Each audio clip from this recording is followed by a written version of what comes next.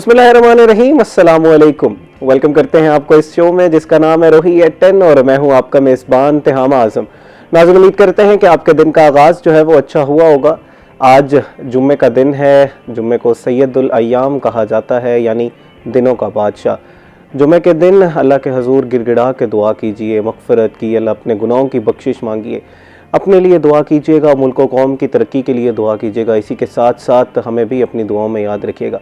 और नाज़रीन, इस वक्त जो ख़ित्ते की सूरत हाल है उसके हवाले से भी अल्लाह ताला से दुआ कीजिएगा कि अल्लाह ताला हमें अमन की तरफ लेके जाए, क्योंकि अगर ये वॉर जो है अनफॉर्चुनेटली आगे बढ़ती है तो पूरा ख़ित्ता इसके अंदर इन्वॉल्व हो जाएगा और इसका जो नेगेटिव इम्पैक्ट्स हैं वो हम जैसे जो ममालिक हैं, जो डेवलपिंग कंट्रीज़ हैं, उसके ऊपर बहुत ज़्यादा होता है। पहले ही फ्यूल प्राइसेस आप देख रहे हैं कहाँ पर जा चुकी हैं, इन्फ्लेशन कहाँ पर जा चुकी है। तो अल्लाह ताला से दुआ कीजिएगा कि अब हम अमन की तरफ जाएँ हैं और जो सेन वॉइसेस हैं वो प्रिवेल करें। नाज़रीन, अब अपने मौजू की तरफ चलते हैं। आज का मौजू हमारा नहायत ही अहम है। आज हमने बच्चों की तरबियत के हवाले से बात करनी है। आज हम देखेंगे कि जो पेरेंट्स का आपसी ताल्लुक़ होता है, अगर उनके ताल्लुकात अच्छे हैं तो उसका क्या इम्पैक्ट होता है बच्चों की तरबियत पे। इसी के साथ साथ अगर उनके ताल्लुकात बुरे हैं, आपस में झगड़ा है, नाचाकी है, तो उसका इम्पैक्ट बच्चे पे क्या हो रहा होता है। और अगर कोई ऐसे चेंजेस हो गए हैं जो माहिर नफ्सियात को लगते हैं कि ये अब इरिवर्सिबल चेंजेस हैं, तो उनसे निपटना कैसे है। और अगर बच्चे की तरबियत में कोई ऐसी चेंजेस हैं जो उनको लग रहा है कि नहीं यार ये रिवर्सिबल चेंजेस हैं, इनका ख्याल किया जा सकता है, तो फिर बच्चे को उसमें से कैसे निकालना है और लॉन्ग टर्म उसकी ज़िंदगी को कैसे बेहतर करना है। इस मौजू पर तफसीलन गुफ्तगू करने के लिए हमारे साथ मौजूद हैं नहायत ही काबिल एहतराम डॉक्टर सैयद मुज़फ़्फ़र हुसैन साहब, जो कि बड़े मारूफ साइकोलॉजिस्ट हैं। अस्सलाम वालेकुम सर। वालेकुम सलाम। बहुत शुक्रिया जी सर, आपने हमारे प्रोग्राम के लिए वक्त निकाला। Welcome to the show sir. नाज़रीन, इन्हीं के साथ हमारे साथ मौजूद हैं सीनियर रिपोर्टर हसन मलिक साहब, जो कि एडमिनिस्ट्रेशन को कवर करते हैं। इसी के साथ साथ बहुत सी बीट्स इनके पास हैं, क्राइम की बीट है, एडमिनिस्ट्रेशन की बीट है। इनसे तफसीलन इंतज़ामिया के हवाले से गुफ्तगू करेंगे। इसी के साथ साथ आप लोगों ने ख़बरें देखी होंगी, बड़ा ही अनफॉर्चुनेट एक वाक़या हुआ जिसमें एक ट्रेन का हादसा हुआ। उसमें क्या बर वक्त कार्रवाई की गई इंतज़ामिया की, क्या इसमें रिपोर्ट है कि उनकी कारकर्दगी किस तरह की थी। इसी के साथ साथ ज़्यादा कोई नुकसान तो नहीं हुआ और जो जिनकी वजह से हादसा हुआ, जो कल्प्रिट्स हैं, उनका तयन कर दिया गया है या नहीं किया, तो तफसीलन उसी हवाले से गुफ्तगू कर लेते हैं। अस्सलाम वालेकुम हसन। वालेकुम अस्सलाम। Welcome to the show sir. So nice of you जनाब, क्या हाल चाल? अल्लाह की रहमतें। आप बताएं, आप खैरियत? अल्हम्दुलिल्लाह, तबीयत ठीक है? अल्हम्दुलिल्लाह अल्हम्दुलिल्लाह। हसन साहब, आपसे स्टार्ट करते हैं। ये अनफॉर्चुनेट वाक़या हुआ, कहाँ पर हुआ, क्यों हुआ, ज़िम्मेदारों का तयन कर लिया गया है? तिहामा साहब, सबसे पहले आपका बहुत शुक्रिया। सो नाइस ऑफ यू, इतनी मोहब्बतों का, इतने प्यार का। ये बेसिकली हम अक्सर ही देखते हैं कि रेल का जितना हमारा पुराना निज़ाम है, कहीं ना कहीं कोई ना कोई ऐसे लूप होल्स रह जाते हैं, कोई ऐसा लैक्यूना रह जाता है। अब वो हमारी शायद नेग्लिजेंसी होती है, जिसको हम फॉर द टाइम बीइंग तो ये समझ रहे होते हैं कि ये इतना बड़ा हादसा नहीं होगा, लेकिन वो किसी ने बड़ी अच्छी बात की है, वक्त करता है परवरिश बरसों, हादसा एकदम नहीं होता। तो वो उसके पीछे से कहीं ना कहीं हिस्टोरिकल बैकग्राउंड अगर हम उठाकर देखें तो वो कहीं ना कहीं प्रॉब्लम क्रिएट हो रहा होता है। हम शायद उसे जस्टिफाई नहीं कर रहे होते या हम उसे सही तरीके से देख ही नहीं रहे होते कि इसका इम्पैक्ट कितना ज़्यादा होगा। सेम अगर ये लोधरा जो तेज़गाम का हादसा हुआ है, इसकी अगर मैं आपको हिस्टोरिकल बैकग्राउंड में जाऊँ तो ये ट्रेन चली पेशावर से ये चली होती हुई ये लाहौर आई। लाहौर के बाद उसके बाद ये जब मुल्तान पहुंची तो ये यहाँ पर हर जो भी स्टेशन होता है वहाँ पर प्रॉपर चेकिंग होती है कि आया कोई अलाइनमेंट इसकी ख़राब है, कोई प्रॉब्लम है, तो वो उसे पूरी मैकेनिकल टीम या अगर ट्रैक का कोई प्रॉब्लम है तो वो उसे सिविल की टीम बाकायदा तौर पर पॉइंट आउट करती है और उसे जब तक क्लियर नहीं किया जाता उस टाइम तक ट्रैक पर दोबारा से ऑपरेशन बहाल नहीं होता। सही। चूंकि ये मुल्तान पहुंची तो मुल्तान के बाद ये जो ही लोधरा के करीब थी तो वहां पर जो स्टार्टिंग इनिशियल जो रिपोर्ट है उसमें ये आया है कि जो बिल्कुल स्टार्टिंग पॉइंट था ट्रेन का, उससे 6 बोगियां छोड़कर जो छठी बोगी थी वो डी रेल होना स्टार्ट हुई है। तो वो छठी बोगी जो डी रेल होना स्टार्ट हुई है वहीं से ही वो उल्टी है और उसके साथ जो 5 बोगियां थी, साथ ही जो 5 डब्बे थे वो उसके साथ उलट गए हैं। सही।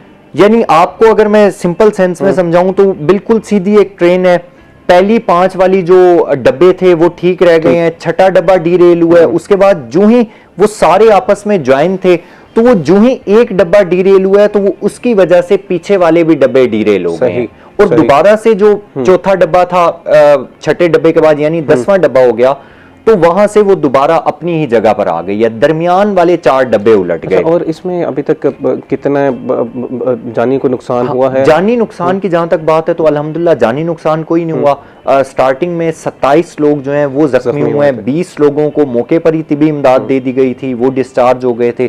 7 जो थे उनमें से 5 लोगों को हॉस्पिटल THQ लोधरा में लेकर गए, वहां पर उनका इलाज मुआवजा किया। 5 लोग फिर उसके बाद रात तक डिस्चार्ज हो गए। 2 लोग जो थे उनकी क्रिटिकल थोड़ी सी कंडीशन थी, लेकिन वो भी बाद में डिस्चार्ज हो गए। अब पॉइंट ये है कि वो कहां पर ऐसा प्रॉब्लम क्रिएट हुआ जिसकी वजह से ये हादसा हुआ। बिल्कुल। स्टार्टिंग में जो चीज डिस्कस की जा रही है वो ये की जा रही है कि मैकेनिकल फॉल्ट था। मैकेनिकल फॉल्ट किस तरीके से था, जो पटड़ी पर जिस जगह पर आदम वाहन जिस जगह पर ये हादसा हुआ है उससे 1 किलोमीटर पहले से हार्ड मार्क नजर आ रही हैं, जो कि इस चीज की निशानदेही कर रहे हैं कि डब्बे में खराबी थी जिसको मौके पर चेक नहीं किया गया।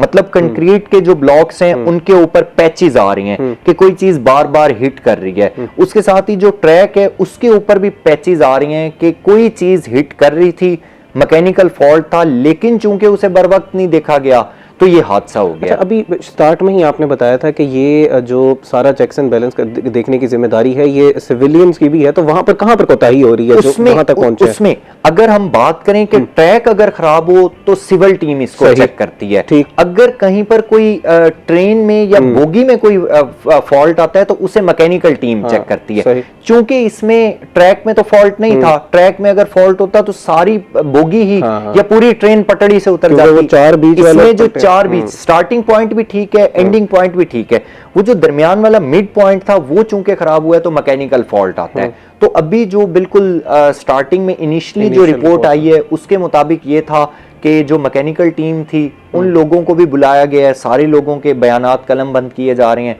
उसके साथ जो लोग पैसेंजर्स थे जो उस ट्रेन में सफर कर रहे थे उनसे भी पूछा जा रहा है कि आया आप में से किसी ने किसी को कोई पॉइंट आउट किया हो और रेलवे इंतजामिया ने आपकी बात को इग्नोर किया हो। देखें इसमें दोनों चीजें हैं। बहुत सारे लोग ऐसे होते हैं, अक्सर हम भी गाड़ी पर मोटरसाइकिल पर सफर कर रहे हो तो हमें भी फील हो जाता है कि गाड़ी में कोई फॉल्ट है, टायर पंचर है या हवा कम है, तो हम ड्राइवर को बताते हैं, लेकिन उसके बावजूद अगर ड्राइवर हमारी बात पर तवज्जो नहीं देता तो इसका मतलब वो भी उतना ही जिम्मेदार है। सेम इसी तरीके से उन तमाम तर पॉइंट्स को कवर किया जा रहा है कि अगर किसी जगह पर किसी की कोई कोताही है तो उसे कटहरे में लाया जाए। क्योंकि देखें त्यामा, हम आम रूटीन में देखते हैं कि एक किसी बंदे की गफलत की वजह से बहुत सारे लोगों को जानी नुकसान होना पड़ता है। सेम इसी तरीके से जब हम बस में सफर कर रहे होते हैं तो ड्राइवर को नींद आने की वजह से जो साथ में 44 लोग बैठे होते हैं, पैसेंजर्स होते हैं, उनकी जान का खतरा भी उसी ड्राइवर की वजह से होता है कि अगर इसे नींद आ गई तो हादसा हो सकता है। 12 हमने ऐसे हादसा देखे हैं। सेम इसी तरीके से ट्रेन हादसे में भी ये तमाम तर चीजें की जा रही हैं। फिर उसके बाद एक कमेटी बनाई गई है जो FGIR है, वो इसे देख रहे हैं, लीड कर रहे हैं इस तमाम तर कमेटी को। तो अब उसमें सिर्फ पैसेंजर्स नहीं, मैकेनिकल स्टाफ नहीं, उसमें ऑफिसर्स भी इन्वॉल्व हैं। और उसमें यह भी कहा गया है कि अगर कोई एनी शाहिदीन है जो ट्रेन को गुजरता हुआ देख रहे थे या जिन लोगों के पास में घर थे या कोई भी एनी शाहिदीन जिसने आई विटनेस किया, वो भी आकर मुल्तान इंतजामिया के पास आ सकते हैं, रेलवे ऑफिस में वो आकर अपने बयानात कलम बंद करवा सकते हैं। ये जो भी तक आपने सारा बताया बड़ा खुशाइंद है कि एक तो बर वक्त टीम्स पहुंच गई, तिबी इमदाद दी गई, और ये भी खुशाइंद है कि कोई जानी नुकसान नहीं हुआ, लेकिन बहरहाल एक अनफॉर्चुनेट हादसा हुआ और उसके ऊपर अब कमेटी बिठा दी गई है। लेकिन हमारे जैसे जो मुआशरा है उसमें कमेटियाँ बिठाई जाती हैं, फिर कभी उनकी रिपोर्ट नहीं आती, अब वक्ती कार्रवाई समझा जाता है। आप अपने तजर्बे से ज़रा बताइएगा कि क्या लगता है इसका कोई हल निकलेगा? आपका बड़ा अच्छा पॉइंट है। यही चीज़ हमारा जो चीज़ कल परसों ये हादसा होता है, कल हम इसके फॉलोअप के लिए जब जाते हैं तो हमने यही ही चीज़ डिस्कस की कि हमेशा से ही सुनते आए हैं कि जो कल्प्रिट्स होते हैं, जो एक्यूज्ड होते हैं, उन्हें कभी भी कटहरे में नहीं लाया जाता। 4 दिन 2 दिन बहुत हाइप क्रिएट होती है, उसके बाद खामोशी हो जाती है। लेकिन जो बेसिकली लॉ है रेलवे का, वो मैं आपको बताता हूँ। रेलवे का लॉ ये कहता है कि अगर कोई भी हादसा होता है तो 5 दिन तक इंक्वायरी चलती है, उसके बाद आगे कमेटी इंक्वायरी पेश करती है और उसके बाद फैसला किया जाता है क्या करने। लेकिन चूंकि ये बहुत बड़ा हादसा था, हाईलाइटेड केस था, इसमें जो सबसे अहम चीज थी वो ये थी कि ईद के फौरी बाद परदेसियों की वापसी हो रही थी। जिन्होंने ऑफिसेज ज्वाइन करने थे वो ऑफिसेज की तरफ जा रहे थे, जिन्होंने अपने आबाई घरों से जिस जगह पर जॉबियंस थे वो आ रहे थे, सारे ऐसे लोग सफर कर रहे थे जिन्होंने बर वक्त कहीं ना कहीं पहुंचना था। लेकिन अब जब हमारी बात हुई तो वो ये कहने लगे कि 5 दिन का टाइम पीरियड होता है, हमने इसे मिनिमाइज करके 2 दिन पर लेकर आए हैं। 2 दिन इंक्वायरी करेंगे, उसके फौरी बाद मिनिस्ट्री ऑफ रेलवे को हम ये अपनी जितनी भी तजावजात हैं या जो भी हमारी फाइंडिंग्स हैं वो भिजवाएंगे, उसके बाद फैसला किया जाएगा। आज चूंकि दूसरा दिन है, आज भी इसकी इंक्वायरी चल रही है, कल सैटरडे संडे आ जाएगा, होप सो मंडे तक इसको फाइनलाइज कर लिया जाएगा। लेकिन अभी तक जो सबसे अहम चीज है वो ये है कि ऑलमोस्ट 60 घंटे गुजर चुके हैं इस वाकये को, और अभी तक कोई मुजरिम ऐसा सामने नहीं आया, कोई एक्यूज्ड ऐसा सामने नहीं आया जिसको पॉइंट आउट किया जा सका हो कि इस बंदे की गफलत की वजह से या इस टीम की गफलत की वजह से ये इतना बड़ा हादसा। चलें, जल्द से जल्द उम्मीद करते हैं कि कोई ना कोई कल्प्रिट जो है उसको सामने लाया जाएगा और लाजमी तौर पर उसको सजा दी जाएगी, जिसकी खुमियाजा जो है वो 27-28 जो जिनको नुकसान हुआ, जख्मी हुए, उनको भुगतना पड़ा। बिल्कुल। डॉक्टर साहब आपकी तरफ आते हैं, अपना मौजू जो है वो हमारा निहायत ही है, बच्चों की तरबियत है। बच्चे कौम के मेहमान हैं, हमारी जो यूथ है आगे जाके उन्होंने ही हमारे मुल्क को कौम की तरक्की में अपना हिस्सा डालना होता है। ये बताइएगा कि पेरेंट्स का जो रिलेशनशिप होता है उसका कितना इम्पैक्ट होता है बच्चों की नशोनुमा में, बच्चों की ग्रोथ पर? बेसिकली जो वालिदैन का किरदार है बच्चों की परवरिश में, वो बुनियादी किरदार है, और सबसे पहला इंस्टीट्यूशन जो है वो घर है। और घर में माँ बाप हैं, दादा दादी हैं और बड़े भाई या बहन भाई जो सिबलिंग्स हैं, ये बच्चे की तरबियत के ऊपर अपना असर डालते हैं। तो सबसे पहले तो मैं ये कहना चाहूँगा कि जो वालिदैन हैं उनको सबसे पहले अवेयरनेस होनी चाहिए कि वो अपने बच्चों की तरबियत कैसे कर पाएँ। आपने ये देखा होगा कि हमारी जो जनरेशन्स हैं वो मुसलसल इखलाकी गिरावट का शिकार होती जा रही हैं इखलाकी तौर पे। और अगर आप देखें तो हमारे जो बाप दादा हैं वो ज़्यादा स्ट्रॉन्ग हमें नज़र आते हैं एज़ कम्पेयर टू हमारी न्यू जनरेशन। उसकी वजह ये है कि हमारे दादा ने हमारे वालिद की तरबियत की और हमारे वालिदैन ने हमारी तरबियत की। तो ये सारा जो सिनेरियो है, जहाँ पे चेन को ब्रेक लगेगा वहाँ से डिक्लाइन शुरू हो जाएगा। सही। बाज़ फैमिली ऐसी हैं जिनके अंदर रिवायात मौजूद हैं, उनके बच्चे आज भी माशाल्लाह इखलाकी तौर पर ठीक हैं, ज़हनी तौर पर ठीक हैं, जज्बाती तौर पर ठीक हैं। लेकिन कुछ ऐसे बच्चे हैं कि जिनके वालिदैन ज़िंदा नहीं हैं, या जिनके वालिदैन मसरूफ़ हैं, या जिनके वालिदैन गुर्बत की वजह से दोनों माँ बाप काम पे जाते हैं, तो बच्चों को ज़रा कम टाइम मिलता है वालिदैन के साथ, तो तरबियत का कहीं ना कहीं सुकम रह जाता है। फिर सेकंड स्टेज है स्कूल की। स्कूल को ये जिम्मेदारी लेनी चाहिए कि वो एक नेशन को तैयार कर रहा है, एक जनरेशन को तैयार करना। सर यहीं से कंटिन्यू करते हैं स्कूल का किरदार भी, और इसी के साथ साथ ये हमारे माशरे का खासा सा जॉइंट फैमिलीज़, लेकिन अब हम जो है वो सारा न्यूक्लियर फैमिलीज़ की तरफ जा रहे हैं, तो इसका भी इम्पैक्ट ज़रा बच्चों की तरबियत के ऊपर कीजिएगा, बताइएगा कि क्या इम्पैक्ट है। नाज़रीन अभी वक्त हुआ एक ब्रेक का, ब्रेक के बाद आपसे मिलते हैं, हमारा इंतज़ार कीजिएगा। वेलकम बैक नाज़रीन। ब्रेक पे जाने से पहले हम लोग बच्चों की तरबियत के हवाले से गुफ्तगू कर रहे थे। डॉक्टर सैयद मुज़फ़्फ़र हुसैन साहब जो है वो स्कूल के किरदार के ऊपर गुफ्तगू कर रहे थे, तो मैं चाहूँगा वहीं से सर कंटिन्यू कीजिएगा, जब अपनी बात अपना पॉइंट रखे रहे थे कि पेरेंट्स के बाद स्कूल की भी जिम्मेदारी है कि अगर बच्चों की तरबियत जो है वो बच्चों में कुछ कोई ना कोई घर में कोई ना कुछ सुकम रह रहा है तो वो स्कूल ने पूरा करना है, तो वहीं से कंटिन्यू कीजिएगा। अच्छा, इसमें आप सबसे पहले एक फ़िलासफ़ी समझें। फ़िलासफ़ी ये है कि बच्चे की तरबियत कौन करेगा। सबसे पहले तो ये एक सवाल है, हमें इसका जवाब चाहिए। क्या ख़ानदान करेगा, क्या स्कूल करेगा, क्या कॉलेज करेगा, क्या यूनिवर्सिटी करेगी, या वो जिस इदारे में जॉब करेगा वो इदारा करेगा, या स्टेट करेगी, गवर्नमेंट करेगी। ये 6 इंस्टीट्यूशंस बनते हैं। ये तयन करें कि हमने जो जनरेशन जिसने इस नेशन को चलाना है, जिसने इस मुल्क को चलाना है, स्टेट पॉलिसी को चलाना है, स्टेट को चलाना है, तो कौन सी स्टेज पर जाकर हम ये कहें कि बच्चे की तरबियत या नौजवान की तरबियत होनी है। मैं ये समझता हूँ कि जब बच्चा CSS करता है या PCS का एग्ज़ाम देता है, तो आप उसको 6 महीने की किस चीज़ की तरबियत देते हैं? 8 महीने का जो एक ट्रेनिंग सेशन है, वहाँ आप उसको खाने का तरीका बताते हैं, उठने का तरीका बताते हैं, सलाम करने का तरीका बताते हैं, इग्नोर करने का तरीका बताते हैं, रोब जमाने का तरीका बताते हैं, 100 टेक्स्ट बताते हैं आप कि how to deal with the people. कि आप जब आप आम आवाम के साथ इंटरेक्शन करेंगे तो आपके अंदर और आवाम के अंदर एक डिफरेंस होना चाहिए, और वो नज़र आता है। आप किसी CS ऑफिसर से मिलें, अगर वो आपका वाकिफ़ नहीं है, दोस्त नहीं है, और वो कैजुअल मूड में नहीं है, तो आपको नज़र आएगा कि उसके अंदर और आपके अंदर एक डिफरेंस है, उसके बिहेवियर में, उसकी एटीट्यूड में। ये उसको किसने सिखाया है? क्या उसको स्कूल ने सिखाया? नहीं। क्या उसके वालिदैन ने सिखाया? नहीं। क्या उसके कॉलेज ने सिखाया? नहीं। क्या उसकी एकेडमी ने सिखाया? नहीं। क्या उसकी यूनिवर्सिटी ने सिखाया? नहीं। उसको इदारे ने सिखाया। तो इसका मतलब ये है, घर से लेकर और इदारे तक, हर इदारे की जो दरमियान में चेन चल रही है, हर चेन के लॉ की एक जिम्मेदारी बनती है कि वो अपनी स्टेज पे, अपने लेवल पे बच्चों की तरबियत करे।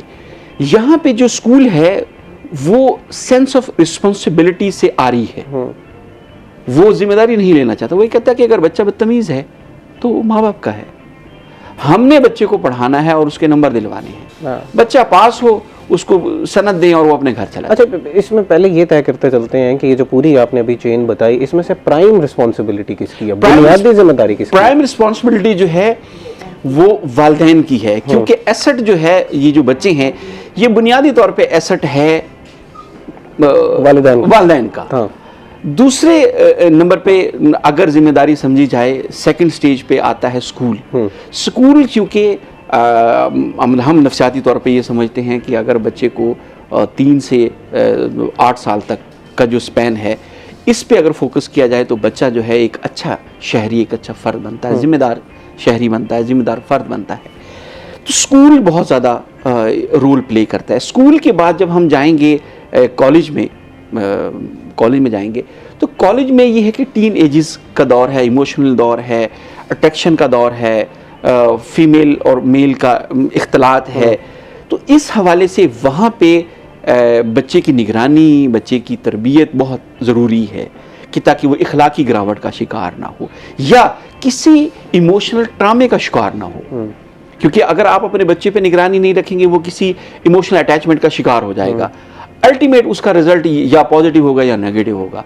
पॉजिटिव होगा तो वो अपने कैरियर से आगे पीछे हो जाएगा, अगर नेगेटिव होगा तो उसका कैरियर बिल्कुल ही खत्म। बिल्कुल, ये दो एस्पेक्ट हैं। ठीक हो गया। अच्छा जनाब, जैसे आप बता रहे हैं कि हर चेन के जो लॉक है, पूरी जो चेन है, उसका हर लॉक ने अपनी जिम्मेदारी अदा करनी है, जिसमें प्राइम रिस्पॉन्सिबिलिटी तो है वो बहरहाल पेरेंट्स की है। मैं यहाँ पर ये समझना चाह रहा हूँ कि जब भी हम किसी भी सेशन में जाते हैं या आपके से रिजू करते हैं, कोई भी मसला होगा, तो उसमें कुरा जो है वो हमेशा पेरेंट्स का निकलता है कि फ़लाँ काम आपके साथ बचपन में जो हुआ था उसकी वजह से आप लोग ये चीज़ें फेस कर रहे हैं, तो आपको अब निकलने के लिए इतने सेशन लगेंगे, ये एक्सरसाइज है, ये करने की ज़रूरत है।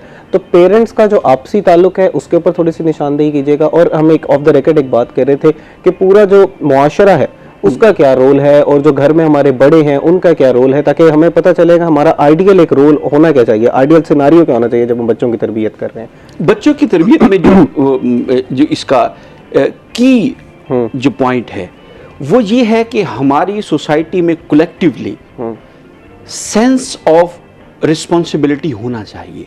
सही, वो नहीं है, वो आहिस्ता आहिस्ता हम खुद कम कर रहे हैं और मुआशरा ख़त्म कर रहा है। फॉर एग्जाम्पल, मतलब मेरे भाई का बेटा अगर कोई बदतमीज़ी कर रहा है तो मैं सोचता हूँ कि यार मेरे भाई का बेटा है, मेरा बेटा तो नहीं कर रहा बदतमीज़ी, मुझे क्या ज़रूरत है इसको डांटने की। फॉर एग्जाम्पल, अगर उसकी बदतमीज़ी पे अगर मैं डांटता हूँ तो मेरे भाई को ये चाहिए कि वो मुझे मना ना करे कि आप कौन होते हैं मेरे भाई को, मेरे बेटे को। फिर मेरे भाई की जो बीवी है उसका सबसे बड़ा मौक़िफ़ ये होता है कि ये कौन होते हैं, हम अपने बच्चे को बेहतर तरबियत कर सकते हैं, हम अपने बच्चे को समझा लेते। पहले ज़माने में ये होता था कि जो सेंस ऑफ रिस्पॉन्सिबिलिटी थी वो गांव की होती थी। यानी कि जैसे आपने अपने बुज़ुर्गों से सुना होगा कि अगर कोई शादी होके आया तो किसी ने कहा जी फ़लाँ गाँव, वो कहता था कि ये हमारी बेटी है, हमारी बहन है, हमारी बहन फ़लाँ गाँव में ब्याही गई है। पूरा गाँव ओन करता था एक दूसरे को। फिर ये आहिस्ता आहिस्ता श्रिंक होके ये रिस्पॉन्सिबिलिटी आ गई गली मोहल्ले तक कि गली मोहल्ले का एक बुज़ुर्ग जो है, जो रिटायर्ड है, वो जब गुजर रहा है तो किसी के सर पे टोपी नहीं है, किसी ने सलाम नहीं किया, तो वो समझाता था कि बेटा अगर कोई बदतमीजी कर रहा है तो वो उनके घर वालों को बताता था कि आपका बच्चा फलां जगह पे आवारागर्दी कर रहा है। तो ये रिस्पॉन्सिबिलिटी आहिस्ता आहिस्ता ये भी रिड्यूस हो गई।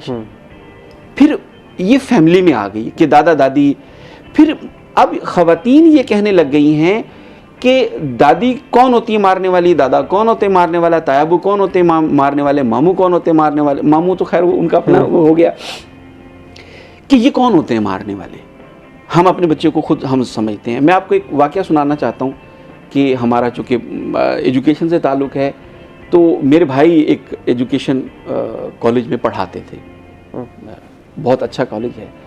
उसमें एक लड़की स्लीवलेस ड्रेस पहन के क्लास में आ गई। तो वहाँ पे एक मेरे भाई ने अपने कुलीग से जिक्र किया कि ये क्लास का माहौल, लड़के हैं और ये लड़के हुटिंग कर रहे हैं और ये बदतमीज़ी कर रहे हैं। तो बात प्रिंसिपल तक पहुँची। प्रिंसिपल ने वालिदैन में से वालिद को बुलाया कि जी आप यकीन माने, उन्होंने ये कहा कि मेरी बेटी जो है वो मेरी बेटी है, आप कौन होते हो इसकी ड्रेसिंग को क्रिटिसाइज करने वाले या सजेस्ट करने वाले। अच्छा, वैसे मैं भी इस पूरे वाकये में यही इसी तरफ आना चाह रहा था कि ये तो पर्सनल चॉइस है किसी की ड्रेसिंग, तो वो देखिए पर्सनल चॉइस ना, ये एक वैसे टॉपिक थोड़ा सा कोई नहीं, मैं इसको शॉर्ट करके बताऊंगा।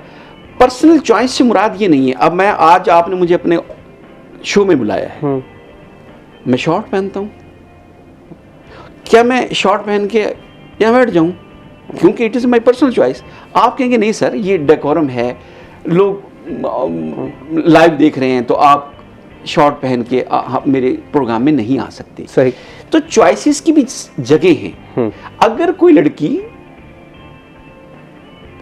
अपना शॉर्ट लिबास पहनना चाहती है, उसको आज़ादी है, वो अपने घर पहन सकती है। अगर उसकी फैमिली लिबरल है, वो अपनी फैमिली में पहन सकती है।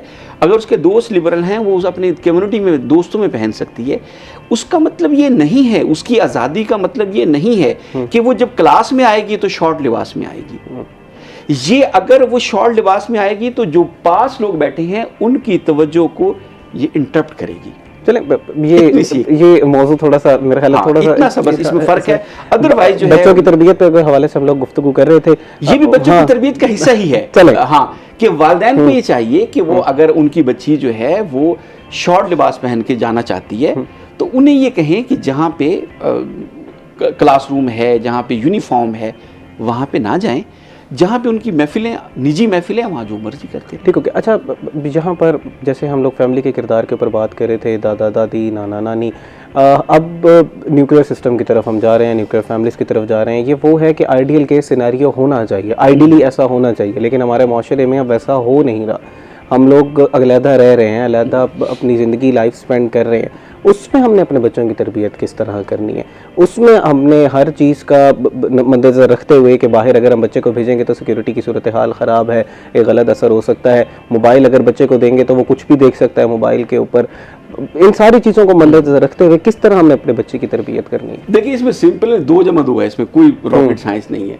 कि अगर आपने एक इदारे को 4 वॉचमैन दिए हुए हैं, तो 4 की रिस्पॉन्सिबिलिटी उसमें यह है कि वो कुछ टाइमिंग सेट कर लेंगे या चारों इकट्ठे होंगे तो ज़्यादा केयर हो सकती है। अगर वहाँ से 4 में से आप 3 को रिप्लेस करके एक वॉचमैन को लगा दें तो अब 24 आवर की जिम्मेदारी उसी की है। अगर न्यूक्लियर फैमिली की चॉइस है, लड़के की चॉइस है या लड़की की चॉइस है, तो अब उसकी जिम्मेदारी भी उस हद तक बढ़ गई है। तो उसको ये चाहिए कि अगर वो न्यूक्लियर सिस्टम को एंजॉय करना चाहती है या चाहता है तो वो उतनी ज़्यादा रिस्पॉन्सिबिलिटी भी ले। पहले ये होता था कि बाप अगर घर पे नहीं है और माँ सो रही है तो दादा जाग रहा होगा, दादी जाग रही होगी, कोई तायाबू जाग रहे होंगे, तायम्मी जाग रही होंगी, वो बच्ची को खिला भी रहे होते हैं, उसको नहला भी रहे होते हैं, उसके कपड़े भी चेंज करा रहे होते हैं, उसको समझा भी रहे होते हैं, उसके साथ खेल भी रहे होते हैं।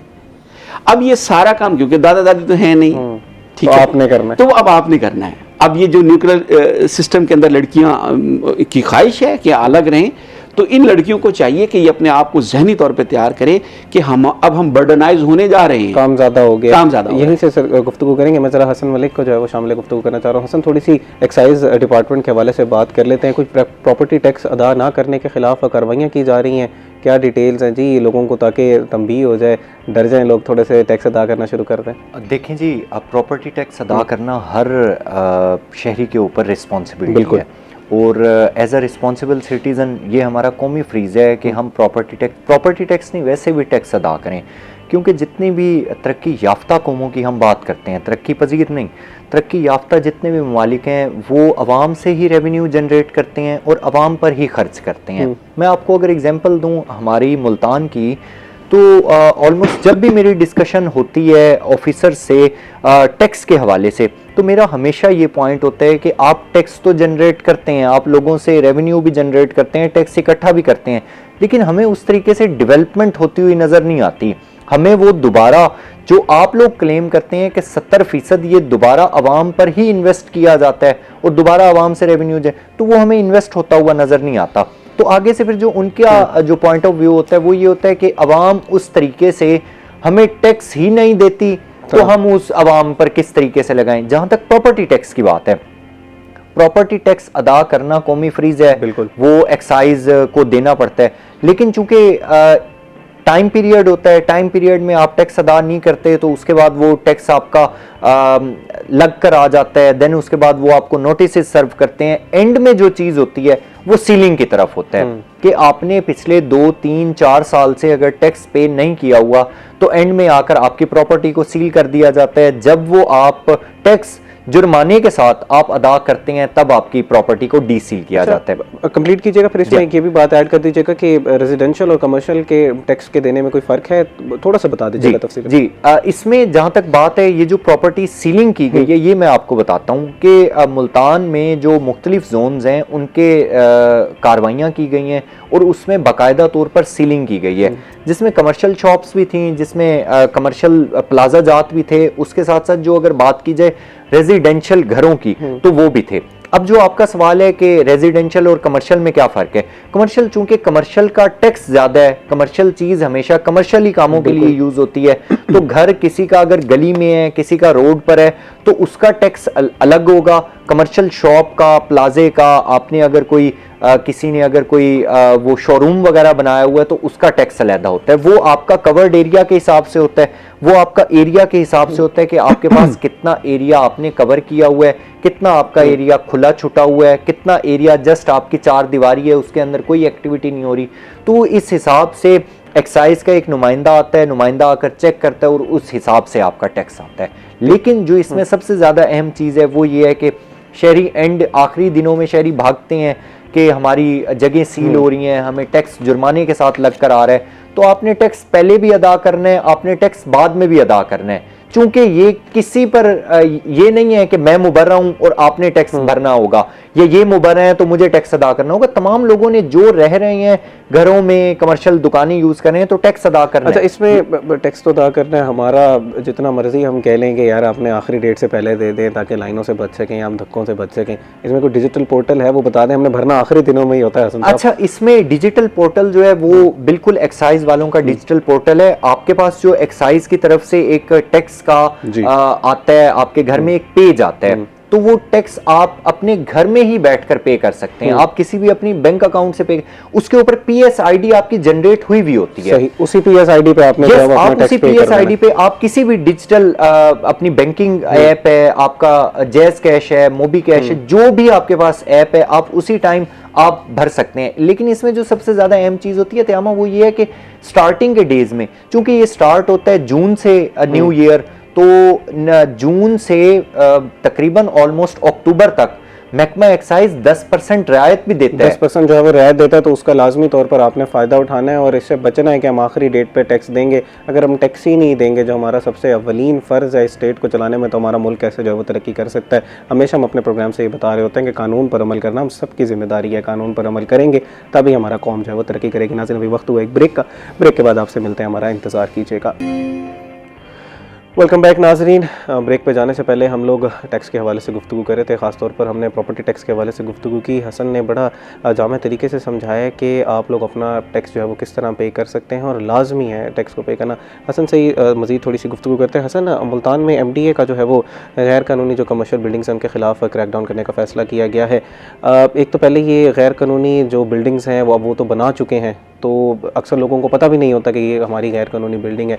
अब अगर उनके खिलाफ कार्रवाई होती है तो उन्होंने उससे फिर बचना किस तरह है, और दूसरा किन प्रॉपर्टीज़ के खिलाफ ये जो है वो कार्रवाई की जा रही है। इसमें जो सबसे ज़्यादा अहम चीज़ है वो ये है कि बहुत अच्छा आपका सवाल है कि गैर कानूनी बिल्डिंग्स बनती कैसे हैं। मतलब पहली चीज़ तो ये है कि एक तो बिल्डिंग बन गई, फिर बाद में जब इंस्पेक्शन हुई तो पता चला गैर कानूनी है।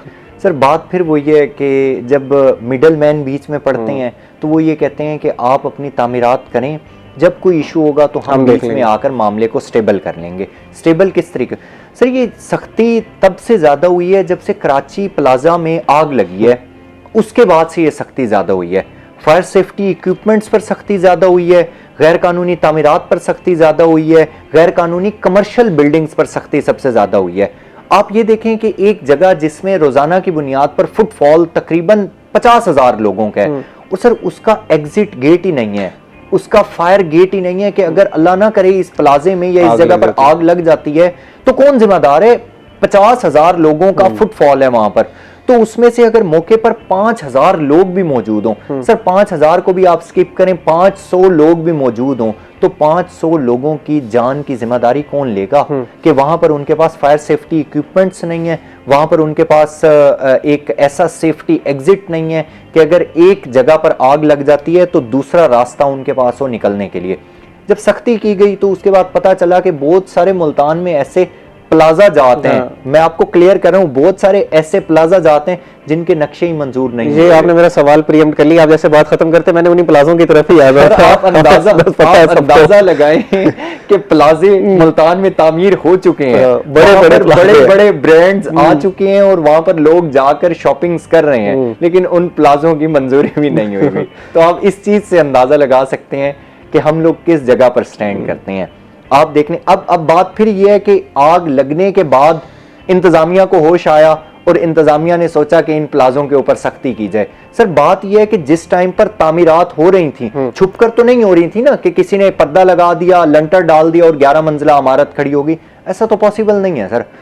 बाकायदा तौर पर था। इसका मतलब यह है कि कहीं ना कहीं किसी ना किसी बंदे की या किसी ना किसी आला शख्सियत की सरपरस्ती थी, तो इतनी इन्वेस्टमेंट हुई और वहां पर आज बड़े बड़े ब्रांड्स आ रहे हैं। अच्छा, ये तो अब बन गए ना, अब तो बन गए, सबके सामने हो गया। अब गैर कानूनी जो बिल्डिंग्स हैं उनके खिलाफ कार्रवाई की जा रही है। अब देखना ये है कि एमडीए जो इदारा है वो इन बड़ी बिल्डिंग के खिलाफ कार्रवाई करता है या बड़े मगरमच्छों की तरफ जाते हैं या छोटे छोटे पॉइंट्स की तरफ जाएंगे और खाना पूरी करके कंप्लीट हमारे यहाँ हमेशा कल्चर रहा है कि छोटे की गर्दन दबा दी जाए और लाइमलाइट में आ जाएं तो ज्यादा बेहतर होता है। बड़े की तरफ कौन जाता है, ये आपको भी पता है और हमें भी पता है। बाकी रही जहां तक बात ये कि जो प्लाजे तो बन गए हैं उनको तो किए जा रहे हैं जुर्माने, सही, उनको सिर्फ किए जा रहे हैं जुर्माने, क्योंकि अब उन्हें डिमोलिश नहीं किया नहीं जा सकता, उन्हें गिराया भी नहीं जा सकता। शहर के बीचों बीच भी बने हुए हैं और वो भी फिर आगे से ये प्ली लेते हैं कि जिस टाइम पर बन रहे थे उस टाइम पर आपका इदारा कहां पर था, उस टाइम पर आपके नुमाइंदे कहां पर थे। अब आप जितना जुर्माना कर सकते हैं, बीच वाली बात पर आ जाएं,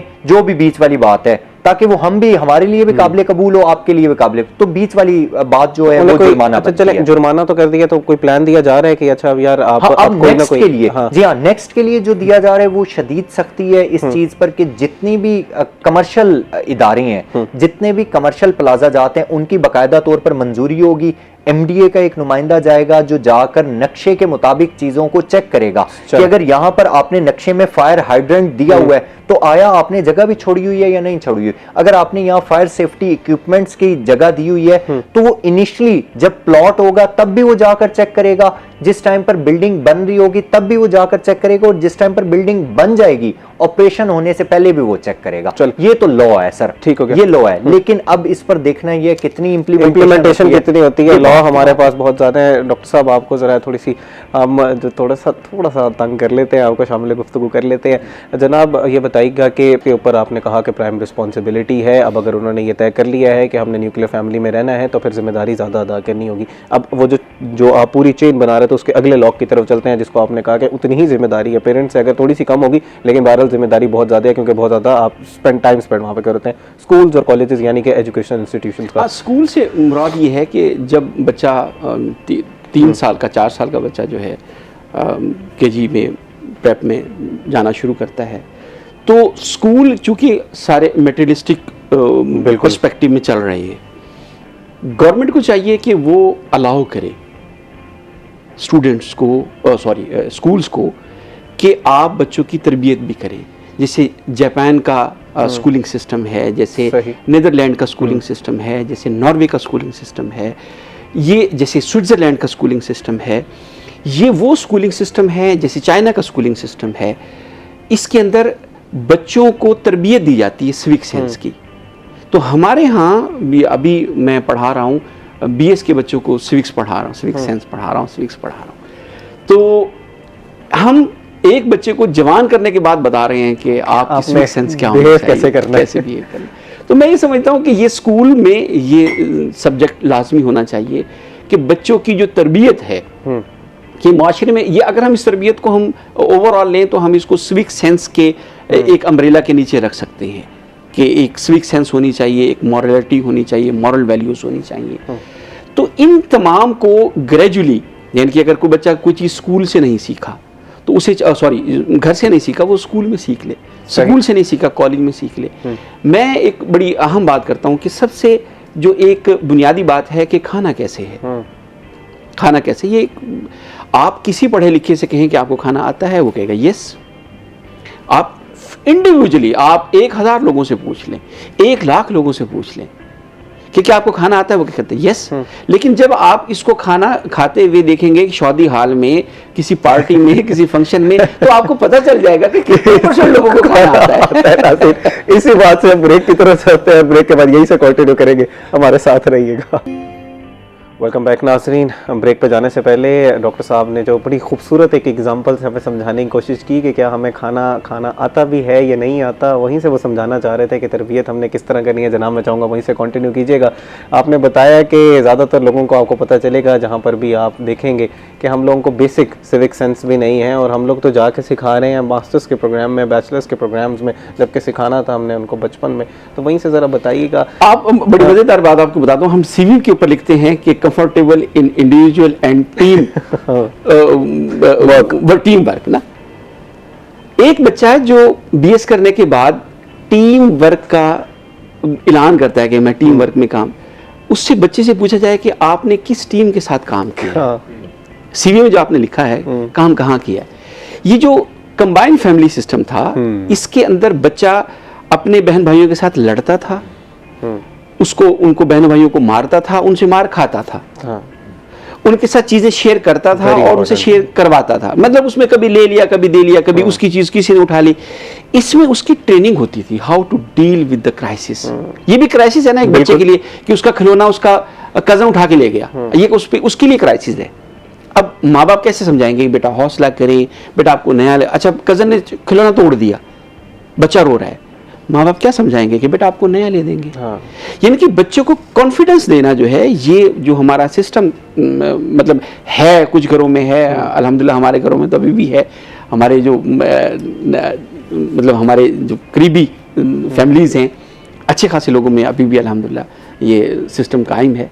इसके अंदर एक आपको सेंस ऑफ सिक्योरिटी रहती है, नंबर 1, और दूसरा आपको ट्रेनिंग जो है बच्चे की, इमोशनल ट्रेनिंग और बिहेवियर ट्रेनिंग जो है, वो आप बच्चों को एक मजबूत फर्द बना के भेजते हैं।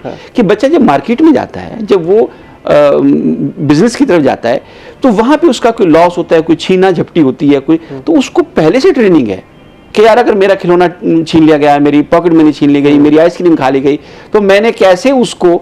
और life is not the bed of roses, आपको मुश्किलात आएंगी और उनसे आपने डील करना है। तो ये सारी चीजें पहले से तैयार होता है। अच्छा जनाब, जो हम बात कर रहे थे, ये तो एक आइडियल केस सिनारियो हो गया ना कि फैमिली को उन्होंने सिखाना है, अब नहीं है अब, लेकिन फिर भी तरबियत तो हमने करनी है। जैसे आपने बताया कि अब ये जिम्मेदारी पेरेंट की है कि उसने 10 गुना ज्यादा काम करना है। अगर उसने न्यूक्लियर कर लिया तो स्कूल्स के पास भी ऐसा बच्चा आ रहा है, तो स्कूल्स की आपने बेसिकली आपने बताया कि हमारा एजुकेशन से भी ताल्लुक है, तो उसमें स्कूल्स और जो एजुकेशन इंस्टीट्यूट्स हैं उनकी क्या जिम्मेदारी है? मैं ये समझता हूँ कि जो असातिज़ा हैं, असातिज़ा को ये इनिशिएटिव खुद लेना चाहिए, और अगर कहीं पे मसला मसाइल आता है तो वहाँ पे वालिदैन को भी चाहिए कि वो देखें कि असातिज़ा भी उतने ही जिम्मेदार हैं, उन्हीं का हिस्सा है। होता था वो। मैं आपको एक मिसाल देता हूँ, हमारे बहुत अच्छे दोस्त हैं डॉक्टर शब्बर अतीक साहब जी, प्रोफेसर हैं आजकल यूनिवर्सिटी ऑफ, ये अपना एनएससी यूनिवर्सिटी के वाइस चांसलर हैं। ये आईएम के डायरेक्टर हुआ करते थे। एक बहुत खूबसूरत दरख्त था जो जिसकी शाखें जमीन तक लगती थी, बड़ा खूबसूरत लगता था। एक दिन मैंने देखा कि वो दरख्त जो है ना वो छंगा हुआ है, मतलब वो बड़ा, उसकी खूबसूरती सारी खत्म हो गई। मैंने डॉक्टर साहब से कहा, मैंने डॉक्टर साहब बड़ा अच्छा दरख्त था, आप तो लवर हैं नेचर के, तो आपने दरख्त को कैसे इतना छंगवा दिया, बिल्कुल गंज नंज कर दिया। कहने लगे मुजफ्फर, मैंने कल देखा कि एक लड़का और लड़की इस झुंड के अंदर बैठे हुए थे, तो जो कि एक ना मुनासिब बात है। तो मैंने ये देखा कि ये कवर देता है और ये बिल्कुल छुपा लेता है चीज़ों को, तो इसलिए मैंने कहा कि नहीं, ये बिल्कुल ओपन होना चाहिए ताकि कोई यहाँ बैठ के कोई गैर इखलाकी हरकत ना करे। क्या ये जो डॉक्टर शब्बर का अमल है, क्या आप इसको अप्रिशिएट करते हैं? करते हैं। अगर यही अमल तमाम यूनिवर्सिटीज के प्रोफेसर करना शुरू कर दें तो बच्चों की इखलाकी तरबियत होना शुरू हो जाएगी ना, कि बेटा ये काम यहाँ नहीं, ये कहीं और करने का है, या किस स्टेज शादी के बाद करने का है। तो मैं ये समझता हूँ आमतौर पे। अच्छा, दूसरा ये है कि अभी ये रंग फेंकने का, कमीजें लिखने का एक ट्रेंड चला हुआ है जिसमें लड़के टच करते हैं लड़कियों को, लड़के उनकी कमीजों पे लिखते हैं, लड़के लिखते हैं। तो इसको कोई भी आदमी मना नहीं कर रहा, और ये इसको बाकायदा वो कहते हैं भी आखिरी दिन है, आखिरी दिन जो मर्जी कर लें। आखिरी दिन का मतलब ये नहीं है कि आप बच्चों को इखलाकी तौर पे इतना नीचे फेंक दें। मैंने एक दिन देखा कि बच्चे के ना मुंह काला कर रहे हो सारे, तो वो अपना, मैंने उस बच्चे से पूछा, मैंने कहा बेटा आप ना एक तस्वीर बना लें और तस्वीर बना के ना इसको सेव कर लें। 4 साल के बाद आप अपनी ये तस्वीर देखिएगा, क्या आप इस वक्त मौजूद लग रहे हैं? तो अगर आप मौजूद नहीं लग रहे तो आप ये अमल क्यों होने दे रहे हैं अपने साथ?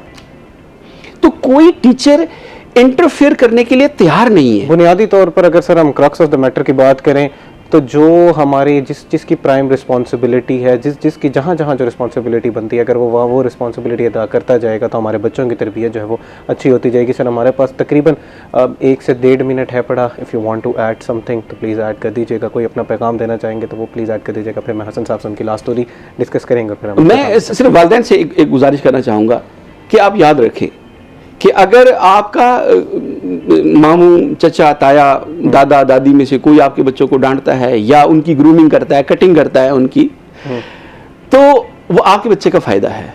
अगर आप अपने रिलेटिव से, अपने सिबलिंग से वो कटिंग करवा लेंगे तो ठीक है, अदरवाइज यही कटिंग बहुत बुरे तरीके से सोसाइटी करेगी, लाइफ करेगी, मुआशरा करेगा, और वो बड़ी अजियतनाक कटिंग होगी जब बॉस कहेगा कि तुम्हें ऐसा नहीं है तो ऐसा नहीं है। दूसरा ये है कि अगर उस्ताद आपके बच्चों को डांटता है, आपके बच्चे की इस्लाह करता है, तो ये आपके बच्चे का फायदा है। वो बच्चा उस्ताद के घर कमाई नहीं भेजेगा। जिस बच्चे को डॉक्टर शब्बर अतीक मना करता है कि बेटा आप पढ़ें, पढ़ाई पे तवज्जो दें, गैर इखलाकी हरकत पे तवज्जो ना दें, तो उस बच्चे को अगर ये बात समझ आ जाती है और वो पढ़ाई पे तवज्जो देता है और वो फिर पढ़ाई के बाद कामयाब इंसान बन जाता है, तो उसने तनख्वाह डॉक्टर शब्बर अतीक को नहीं भेजनी, उसने अपने वालिदैन को अपने घर पे भेजनी। खूबसूरत बात है। हसन साहब, लास्ट हमारे पास 45 सेकंड्स हैं। हमने आग लगने के वाक़यात पर जिक्र किया आपने कि अनफॉर्चुनेटली कि इंसिडेंट हुआ और उसके बाद फिर जो है वो इंतज़ामिया ने देर आए दुरुस्त है, बहरहाल कोई ना कोई कार्रवाई जो है वो वहाँ पर की जा रही है। सिविल डिफेंस के बारे में ज़रा बताइएगा। उनकी बुनियादी जिम्मेदारी है फायर हैज़र्ड के हवाले से ट्रेन करना आम लोगों को भी, और इसी के साथ साथ जो भी बड़े बड़े हमारे रेस्टोरेंट्स हैं, चेंज हैं, उन सबको ट्रेन करना, उसके बारे में ज़रा बताइएगा। सर मैं कट द स्टोरी शॉर्ट में सिर्फ वाइंड अप करता हुआ आपको बताऊंगा, क्योंकि हादसात बढ़ते हुए दिखाई दिए हैं, तो इसीलिए सिविल डिफेंस और ये फायर इक्विपमेंट्स का चोली दामन का साथ है। तो सिविल डिफेंस पहले भी अपनी शहरी दिफा की ट्रेनिंग्स बढ़ाता हुआ दिखाई देता था, लेकिन इन वाक़यात के बाद से उन्होंने जहाँ एक तरफ लाइफ सेविंग जो टेक्निक्स हैं और जो उनकी प्रैक्टिसेस हैं उन्हें अपने लोगों को और शहरियों को करवा रहे हैं, तो उसके साथ साथ वहीं फायर सेफ्टी इक्विपमेंट्स चलाने के हवाले से भी ट्रेनिंग सेशंस करवाए जा रहे हैं। तो वो कभी स्कूल्स में करवाए जाते हैं, कॉलेजेस में, यूनिवर्सिटीज़ में, हॉस्पिटल्स में, इस तरीके से उन्होंने स्पेसिफाई किया हुआ होता है। और शहरी अगर अपनी किसी जगह पर करवाना चाहते हैं तो भी वो सिविल डिफेंस से रब्ता कर सकते हैं, और सिविल डिफेंस के जितने भी एहलकार हैं, रजाकार हैं, ऑफिसर्स हैं, वो उनकी जगह पर आकर एक पूरे ग्रोह को, जत्थे को, जो उनका प्रॉपर एक 20, 25, 50 लोगों का जितना भी उनकी टीम होगी, उन्हें आकर वो वहाँ पर ट्रेनिंग्स करवा सकते हैं, ताकि अगर कोई हंगामी सूरत हाल होती है तो शहरियों को एज अ ले पर्सन, एज अ ले मैन मुझे भी पता होना चाहिए कि किस तरीके से। बहुत शुक्रिया हसन मलिक साहब, आप हमारे साथ आज प्रोग्राम का हिस्सा बने। गालिबन जब से मैं प्रोग्राम होस्ट कर रहा हूँ आप पहली दफा आए, ये शर्फ हमने आज हासिल किया सर, बहुत शुक्रिया। डॉक्टर सैयद मुजफ्फर हुसैन साहब, सर आपका भी बहुत शुक्रिया। बहुत जामे से रासिल और मुदल्लल गुफ्तगू आपने की सर, बहुत शुक्रिया जी, आपने अपने मसरूफ वक्त से हमारे लिए टाइम निकाला। नाज़रीन उम्मीद करते हैं कि प्रोग्राम का पहला हिस्सा जो है वो आपको पसंद आएगा। अब आपसे मुलाकात होगी एक ब्रेक के बाद एक नए टॉपिक, कुछ नए गेस्ट के साथ, हमारा इंतजार कीजिएगा। वेलकम बैक नाजरीन। ब्रेक पे जाने से पहले हम लोग बच्चों की तरबियत के हवाले से गुफ्तगू कर रहे थे। इसी के साथ साथ हमारे साथ हसन मलिक साहब मौजूद थे जो कि इंतज़ामी अमूर के हवाले से हमें थोड़ा सा बता रहे थे।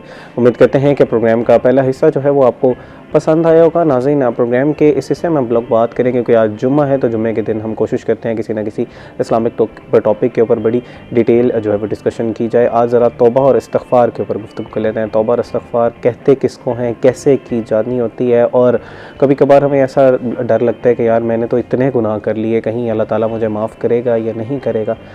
तो हमने अपने गुनाहों की माफ़ी किस तरह मांगनी है और कब तक हम ये माफ़ी मांग सकते हैं, और कौन से ऐसे गुनाह हैं जिनकी माफ़ी हमें बिल्कुल नहीं मिलेगी, इसके ऊपर जो है वो तफसील में गुफ्तगू करते हैं। इस पे जामे गुफ्तगू करने के लिए हमारे साथ मौजूद हैं नहायत ही काबिल एहतराम प्रोफेसर हाफिज़ मोहम्मद उस्मान साहब। अस्सलाम वालेकुम sir, welcome to the show sir. बहुत शुक्रिया, आपने अपने कीमती वक्त से हमारे लिए वक्त निकाला।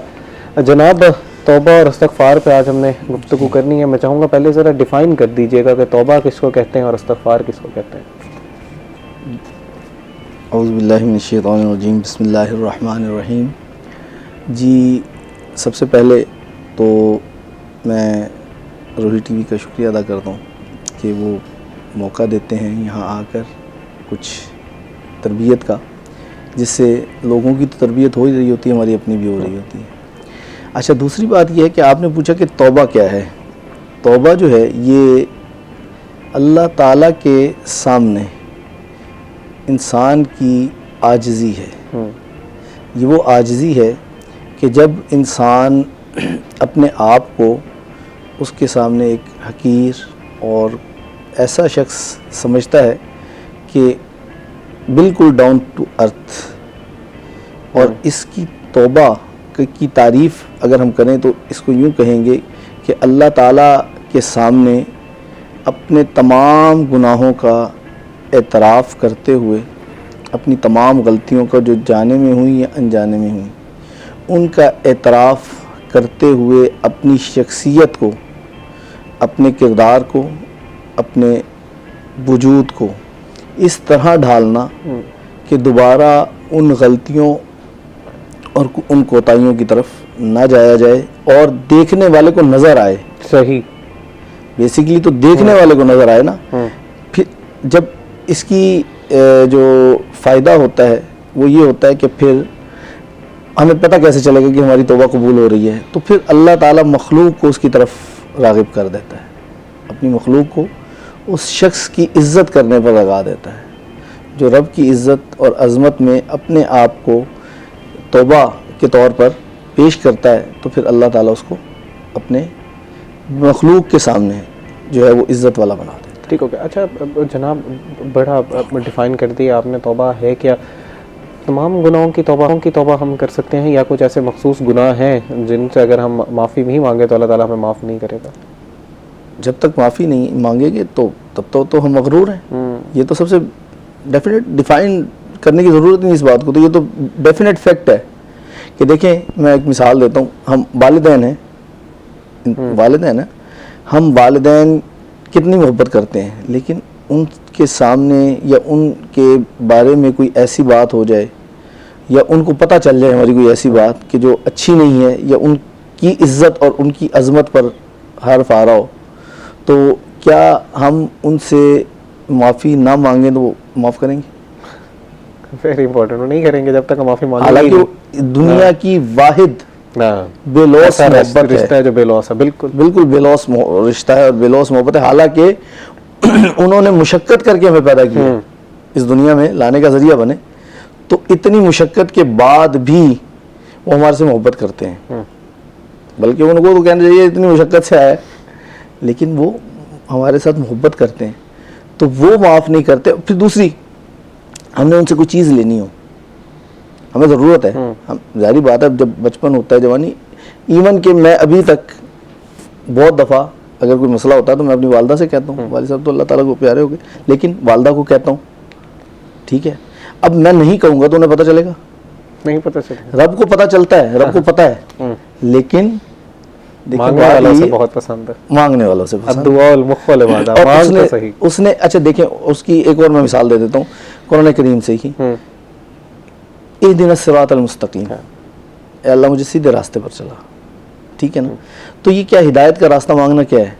अच्छा, उसको अगर ये पसंद ना होता और अगर वो ये ना चाहता तो हमें ये दुआ देता, वो हमारे लिए ये दुआ देता। फर्ज नमाज़ों में पढ़ना, फ़र्ज नमाजों की हर नमाज में, बिल्कुल। हर रकात में पढ़ना है आपने। हर रकात में हमने पढ़ना है। क्योंकि उसने कहा कि मैं तौबा और हिदायत ये दोनों चीज़ें मांगने पर दूंगा।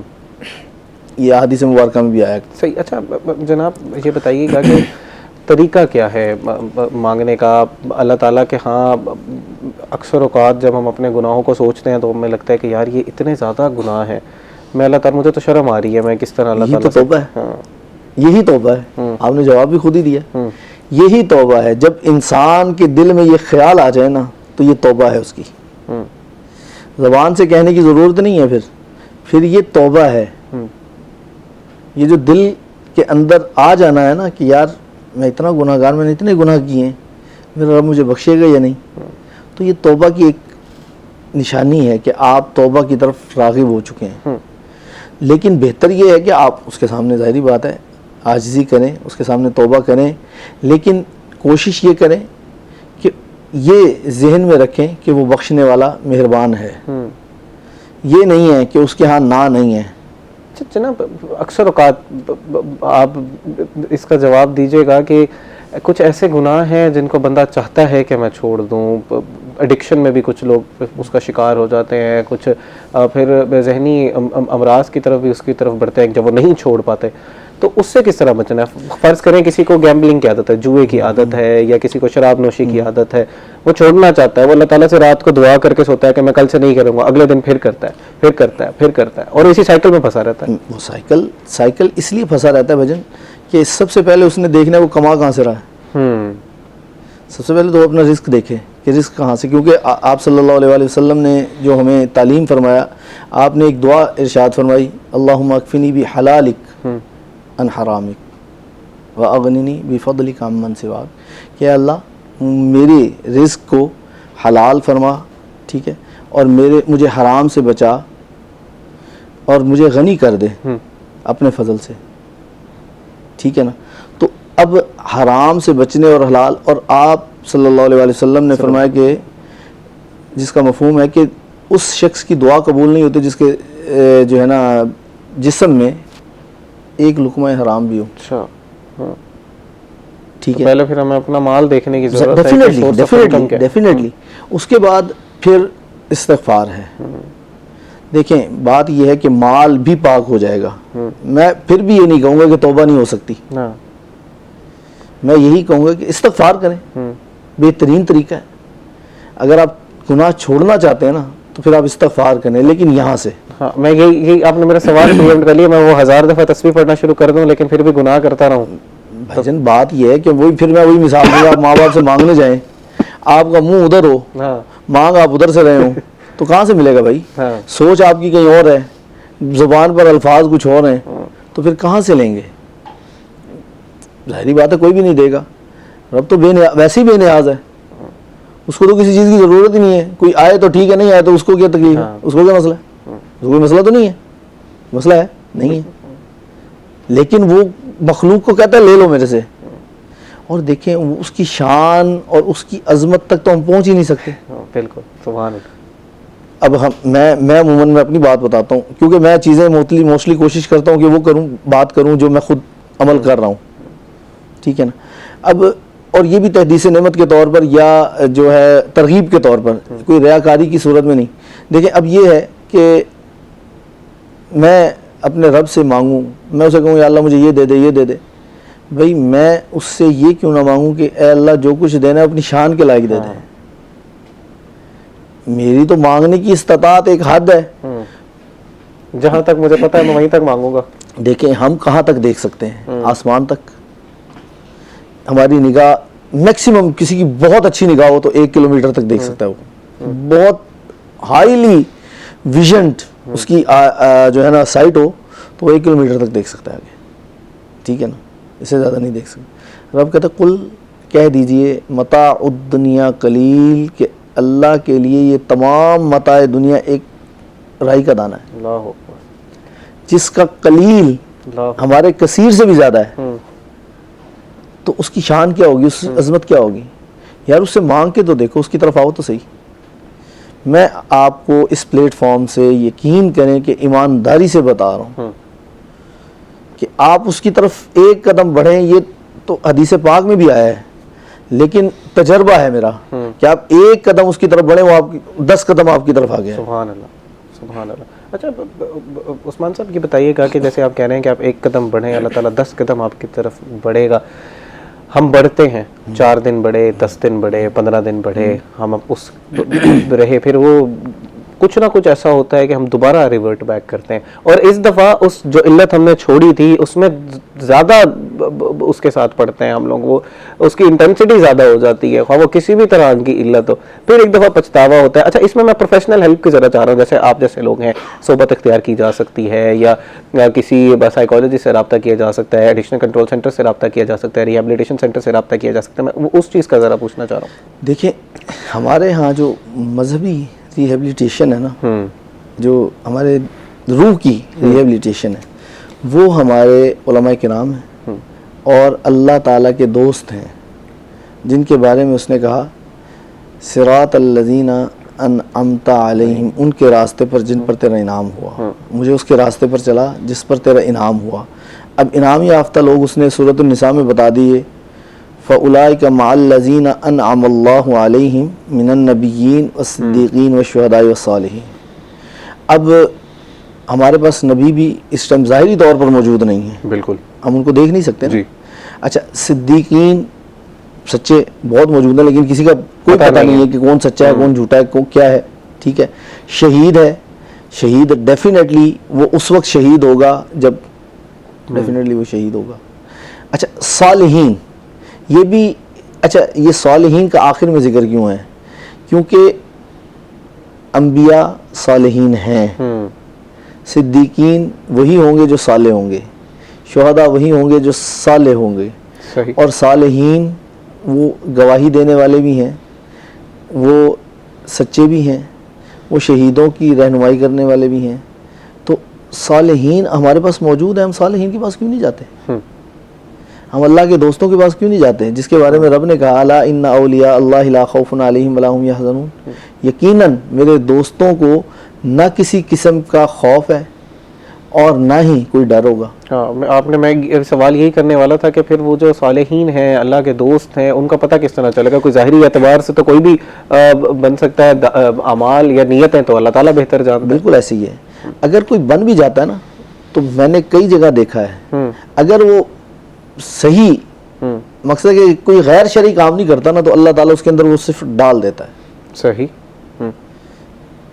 अगर देखें, बात यह है कि जब इंसान सच्चे दिल से कुछ कर रहा होता है ना, तो रब अपनी मखलूक को उसकी तरफ लगा देता है। हाँ। वरना क्यों जाए मखलूक? यार ये देखें कि आखिर मखलूक जा रही है, किसी वजह से जा रही है। बिल्कुल। अगर कुछ नहीं है उसके पास, तो क्यों जा रही है मखलूक?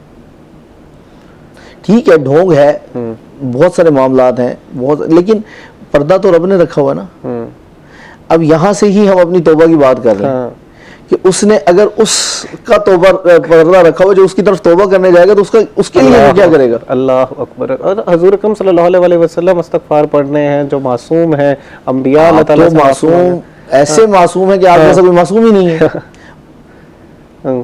बाद खुदा बुजुर्ग तो किस्सा मुख्तसर, कि रब के बाद अगर कोई बुजुर्ग है तो वो मेरे करीम आका सल्लल्लाहु अलैहि वसल्लम की बात है। तो अगर वो हमें तरगीब दे रहे हैं कि इस्तग़फ़ार करो, और वो खुद कर रहे हैं, वो खुद कर किस लिए रहे हैं? हमें तरगीब देने के लिए। उनको ज़रूरत नहीं है, लेकिन वो खुद क्यों कर रहे हैं? अहमियत बताने के लिए। देखे ना, जैसे अब दुरूद पाक है, दुरूद पाक की एक अहमियत है, लेकिन अल्लाह ताला ने कभी नहीं कहा नमाज, रोज़ा, हज, ज़कात मैं करता हूँ तुम भी करो, लेकिन दुरूद पाक कहा कि मैं पढ़ता हूँ तुम भी पढ़ो। सुभान अल्लाह। नाज़रीन, आज जुम्मे का दिन भी है, दुरूद पाक कसरत से पढ़िएगा, अल्लाह ताला के हुज़ूर दुआएं कीजिएगा, और जिस तरह मैंने अपने इब्तिदाई में भी बात की थी कि अल्लाह ताला से अपने गुनाहों की बख्शिश कीजिएगा। अभी वक्त हुआ एक ब्रेक का, इसी निहायत ही अहम मौजू पर मज़ीद भी गुफ्तगू करते हैं हमारे साथ। वेलकम बैक नाज़रीन। ब्रेक पे जाने से पहले हम लोग तौबा और इस्तग़फ़ार के हवाले से जो है वो गुफ्तगू कर रहे थे, इसी मौजू पे मज़ीद भी गुफ्तगू करते हैं, लेकिन इस वक्त हमारे जो रिपोर्टर हैं वो फील्ड में मौजूद हैं, हमें ज़रा वेजिटेबल और फ्रूट्स के रेट से आगाह करेंगे। अहमर खान साहब हमारे साथ मौजूद हैं। जी अहमर, क्या सूरत हाल है मार्केट की? कैसी गहमा गहमी नज़र आ रही है आपको, और इस वक्त रेट्स क्या हैं? क्या लोगों को चीज़ें मिल भी रही हैं उन रेट्स पर या नहीं मिल रही?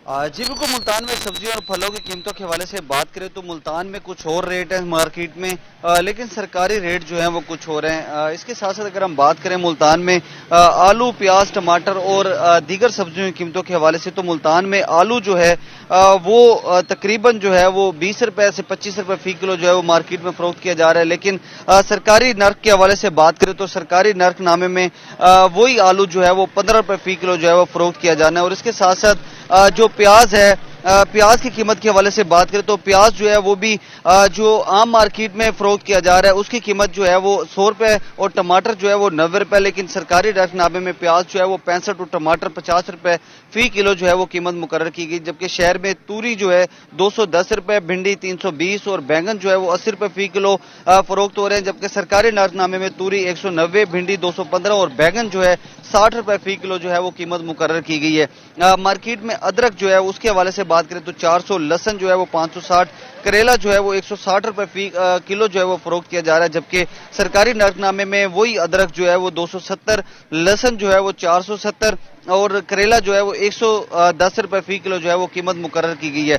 दीगर अगर बात करें फलों के हवाले से तो फलों में जो है वो अमरूद जो है वो 140, स्ट्रॉबेरी 220, सेब जो है वो 300 रुपए फी किलो जो है वो फरोख्त होने लगा है मार्केट में। जबकि सरकारी नर्कनामे में अमरूद की कीमत जो है 110, स्ट्रॉबेरी 155, सेब जो है वो 400 रुपए फी किलो जो है वो फरोख्त किया जा रहा है। और साथ साथ मार्केट में अनार जो है वो 700 रुपए, तरबूजा जो है वो 160 रुपए, केला जो है 240 रुपए फी दर्जन जो है फरोख्त किया जा रहा है। और साथ साथ सरकारी नर्कनामे में बात करें अनार जो है वो 590 और खरबूजा जो है वो 75 और केला जो है वो 200 रुपए फी दर्जन जो है वो मुकर्रर जो है वो रेट मुकर्रर किए गए। इसके साथ साथ जब हमने शहरियों से बात की, शहरियों का ये कहना है कि सरकारी और मार्केट रेट जो है वो काफी फर्क जो है वो दिखाई दे रहे हैं और साथ साथ जो मंडी के रेट है उनमें भी काफी फर्क जो है वो दिखाई दे रहे हैं। मजीद जो है वो शहरियों ने जिला इंतजामिया से मुतालबा किया है कि फौरी तौर पर जो सरकारी नर्कनामे में रेट है उन पर जो है वो अमल दरामद करवाया जाए ताकि शहरी जो है वो सब्जियां और फल खरीद सकें। जी बहुत शुक्रिया अहमर खान साहब, आपने बड़ा तफसीलन आगाह किया कि इस वक्त मार्केट की क्या सूरत हाल है। नाज़रीन, जिस तरह अहमर बता रहे थे कि प्राइस कंट्रोल मजिस्ट्रेट्स को फाल करने की ज़रूरत है ताकि जो रेट लिस्ट बनाई जाती है उन्हीं रेट्स पर लोगों को चीज़ें मुहैया हों, क्योंकि अगर उन रेट्स पर नहीं मिलेंगी तो जो हमारे बीच में मिडल मैन हैं या नाजायज़ मुनाफाखोर हैं वो फ़ायदा उठा जाते हैं और आवाम की मुश्किलात का यहाँ पर फ़ायदा उठाया जाता है। पहले ही हमारे ख़ित्ते में इस वक्त इस तरह की सूरत हाल है जहाँ पर महंगाई बहुत ज़्यादा है, तो जो रेट लिस्ट तय की जा रही है उसके ऊपर अमल दरामद कराने की ज़रूरत है। नाज़रीन, हम अपने मौजू की तरफ चलते हैं। हम लोग तौबा और इस्तिग़फ़ार के हवाले से गुफ्तगू कर रहे थे। जनाब, ये बताइएगा कि अल्लाह ताला को किस तरह की तौबा जो है वो पसंद है। अल्लाह ताला कुरान पाक में भी कहता है कि आप सल्लल्लाहु अलैहि वसल्लम अब ए नबी इनको छोड़ दीजिए, अब ये नहीं समझने वाले, इनके दिलों को जो है वो सया कर दिया गया है। आज भी ऐसी सूरत हाल पैदा हो सकती है कि हम बज़िद हो जाएं कि भाई अब मैं तो तौबा करूँगा ही नहीं, या अल्लाह ताला हमारे दिलों पर मोहर लगा दे। देखें, बात यह है कि जो मोहर है वो लग सकती है, कोई इसमें वो नहीं है कि जब आप ऐसे हो जाएं कि आप अलल ऐलान और मामला ख़राब करने लग जाएं तो फिर अल्लाह ताला मोहर लगा दे। तो फिर अल्लाह ताला कहता है कि ठीक है, तुम नहीं आते तो मुझे भी कोई ज़रूरत नहीं है, ठीक है। तो बाकी है कि उसने तौबा के हवाले से जो मकसद है कि आप सल्लल्लाहु अलैहि वसल्लम की तालीमात हैं वो तो हमारे सामने हैं और अल्लाह ताला तौबा करने वाले को पसंद फरमाता है। जो इस्तिग़फ़ार करता है, जो तौबा करता है, अल्लाह ताला उसे पसंद फरमाता है। और किस तरह की तौबा? वो कहता है या अय्युहल्लज़ीना आमनू तूबू इलल्लाहि तौबतन नसूहा, ऐसी तौबा करो कि जिससे तुम्हें नसीहत हासिल हो। नसीहत वाली तौबा, नसीहत से मुराद ये है कि आइंदा गुनाहों से बचने की वाली। ये सूरह तहरीम में एक पूरा मौजू है, तो उसमें अब देखें, एक तो ये कहा गया कि ऐसी तौबा कि जो तुम्हें आइंदा गुनाहों से रोके, तुम्हें नसीहत मिल जाए, ठीक है। फिर हज़रत अब्दुल्लाह इब्न अब्बास रदी अल्लाह तआला अन्हु से एक रिवायत है जिसका मफ़हूम इस तरह है कि आप सल्लल्लाहु अलैहि वसल्लम ने फरमाया कि जो शख्स तौबा करता है तो अल्लाह ताला जो नामा आमाल को लिखने वाले फ़रिश्ते हैं उनको ये बात भुला देता है कि इसने कोई गुनाह किया। अच्छा, यानी कि क्लीन स्लेट हो जाती है। क्लीन स्लेट हो जाती है। सिर्फ क्लीन स्लेट नहीं होती ना, आगे आप सल्लल्लाहु अलैहि वसल्लम ने फरमाया कि उसके आज़ा, क्योंकि क़यामत के दिन आज़ा ने भी गवाही देनी है ना, तो उसके आज़ा को भी भुला दिया जाता है कि इसने गुनाह किया। और फिर जिस जगह ज़मीन के जिस जिस हिस्से पर उसने गुनाह किया होता है उस ज़मीन के उस हिस्से को भी भुला दिया जाता है। सुभान सुभान अल्लाह। तो तौबा तो फिर ये है कि आप तौबा करें। तो फिर देखें, अब एक और चीज़ कि हम जब गुनाह करते हैं ना, तो अगर मकसद है कि पहली मर्तबा हो रहा है, ठीक है, इंसान है ना, कभी अनजाने में कभी जाने, तो अल्लाह ताला ना उसे फरिश्तों को हुक्म देता है कि अभी नहीं लिखो इसके गुनाह को, अभी नहीं लिखना, हो सकता है ये तौबा कर ले, और उस वक्त तक रोके रखता है जब तक वो दोबारा गुनाह वो गुनाह दोबारा नहीं करता। अल्लाह, सही। और अगर वो माफ़ी मांग ले तो रब कहता है कि इस गुनाह को भी मिटा दो और उसके बदले उसको नेकियों में तब्दील कर दो। अल्लाह अकबर, अल्लाह अकबर। अच्छा, मैं कहीं पर पढ़ रहा था, बुजुर्गान दीन ये कहते हैं कि ये भी अल्लाह ताला की रहमत है कि अगर आप गुनाह के बाद अल्लाह ताला से तौबा मांग रहे हैं, फिर गुनाह कर रहे हैं, फिर अल्लाह ताला से तौबा मांग रहे हैं, तो अल्लाह ताला के पास जाने का एक आपके पास ज़रिया है। इसके ऊपर थोड़ी सी रोशनी डालिएगा कि क्यों इसको रहमत कहा गया। बज़ाहिर तो नज़र आता है कि यार हम एक लूप में फंस गए, एक विशेष साइकिल है जिसमें हम बार बार गुनाह किए ही जा रहे हैं। इंसान का मतलब क्या है? खता का पुतला। देखें, एक चीज़ है कि जो बड़े गुनाह है ना, बड़े गुनाह यानी कि शिर्क हो गया, या जैसे हम जो ज़ाहिरी तौर पर जिनको माशरे में भी अच्छा नहीं समझा सही, जाता, ठीक ठीक ठीक, समझ, आसान तारीफ यूँ करें ना कि जिसको माशरे में भी अच्छा नहीं समझा जाता, जिसको हमारे इस्लामी और माशरती तौर पर दोनों अंदाज में अच्छा नहीं समझा जाता, ऐसे गुनाह जो यानी कि वो गुनाह जो हम सबके सामने करने से कतराते हैं।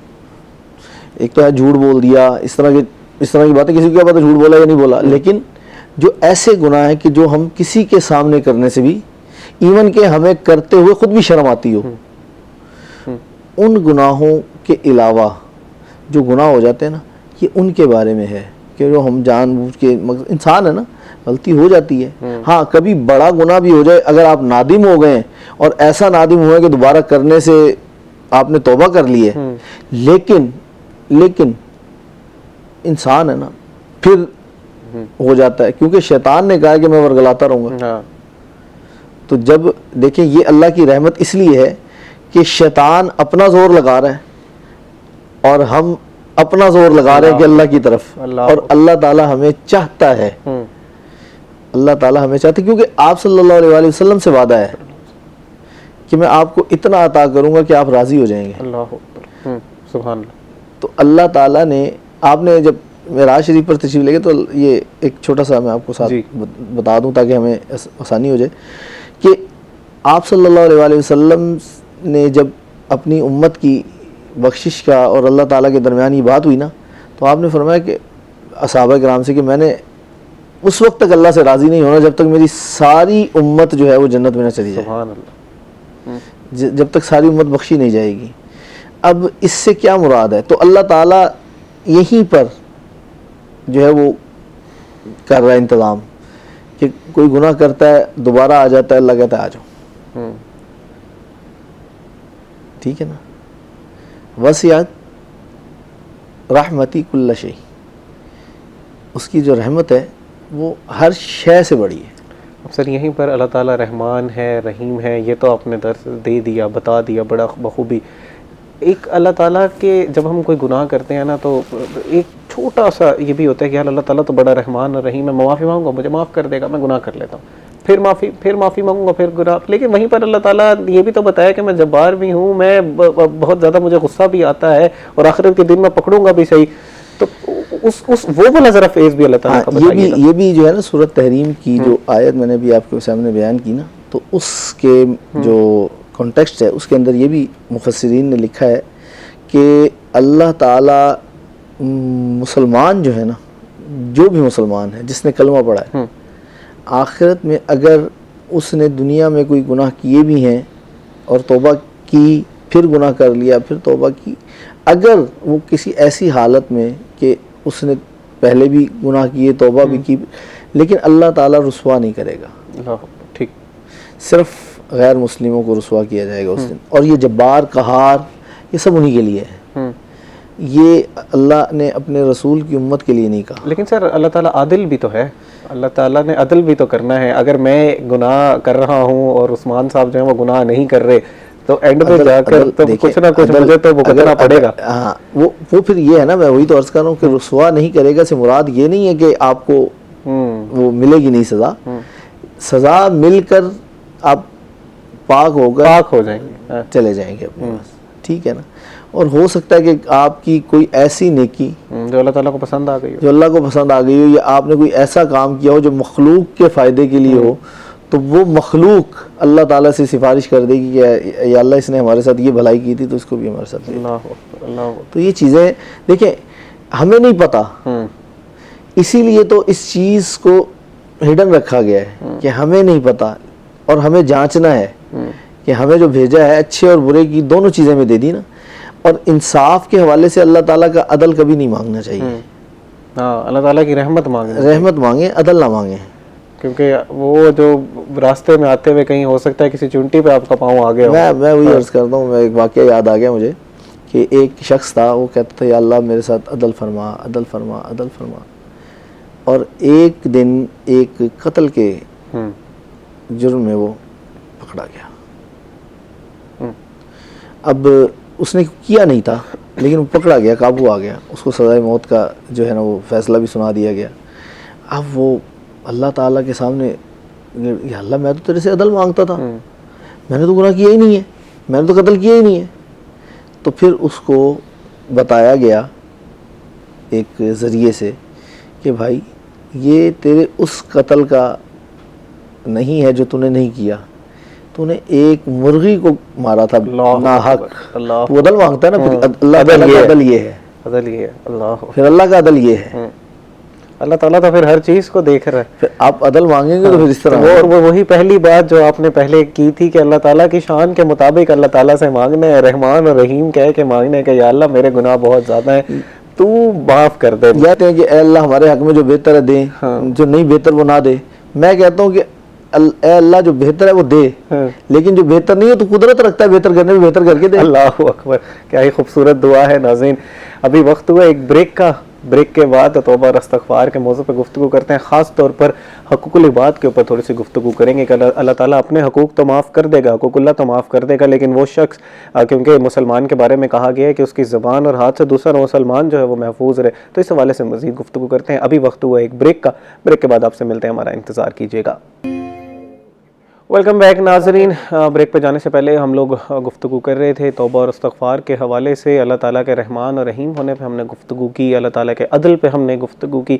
अब ज़रा हकूक़ुल इबाद पे गुफ्तगू कर लेते हैं कि अगर हमसे जानते हुए या ना दानिस्ता तौर पर हमसे कोई ऐसी गलती हो गई है, या हमने किसी का कोई हक मार लिया है, किसी को कोई गाली दी है, या कोई ऐसा झूठ बोला है जिसकी वजह से किसी दूसरे का कोई नुकसान हो गया है, तो क्या अल्लाह ताला ये वाले गुनाह भी माफ़ कर देगा, या अगर नहीं करेगा तो फिर हमें इसकी सज़ा क्या मिलेगी? तो इस पर ज़रा तफसीलन गुफ्तगू कर लेते हैं।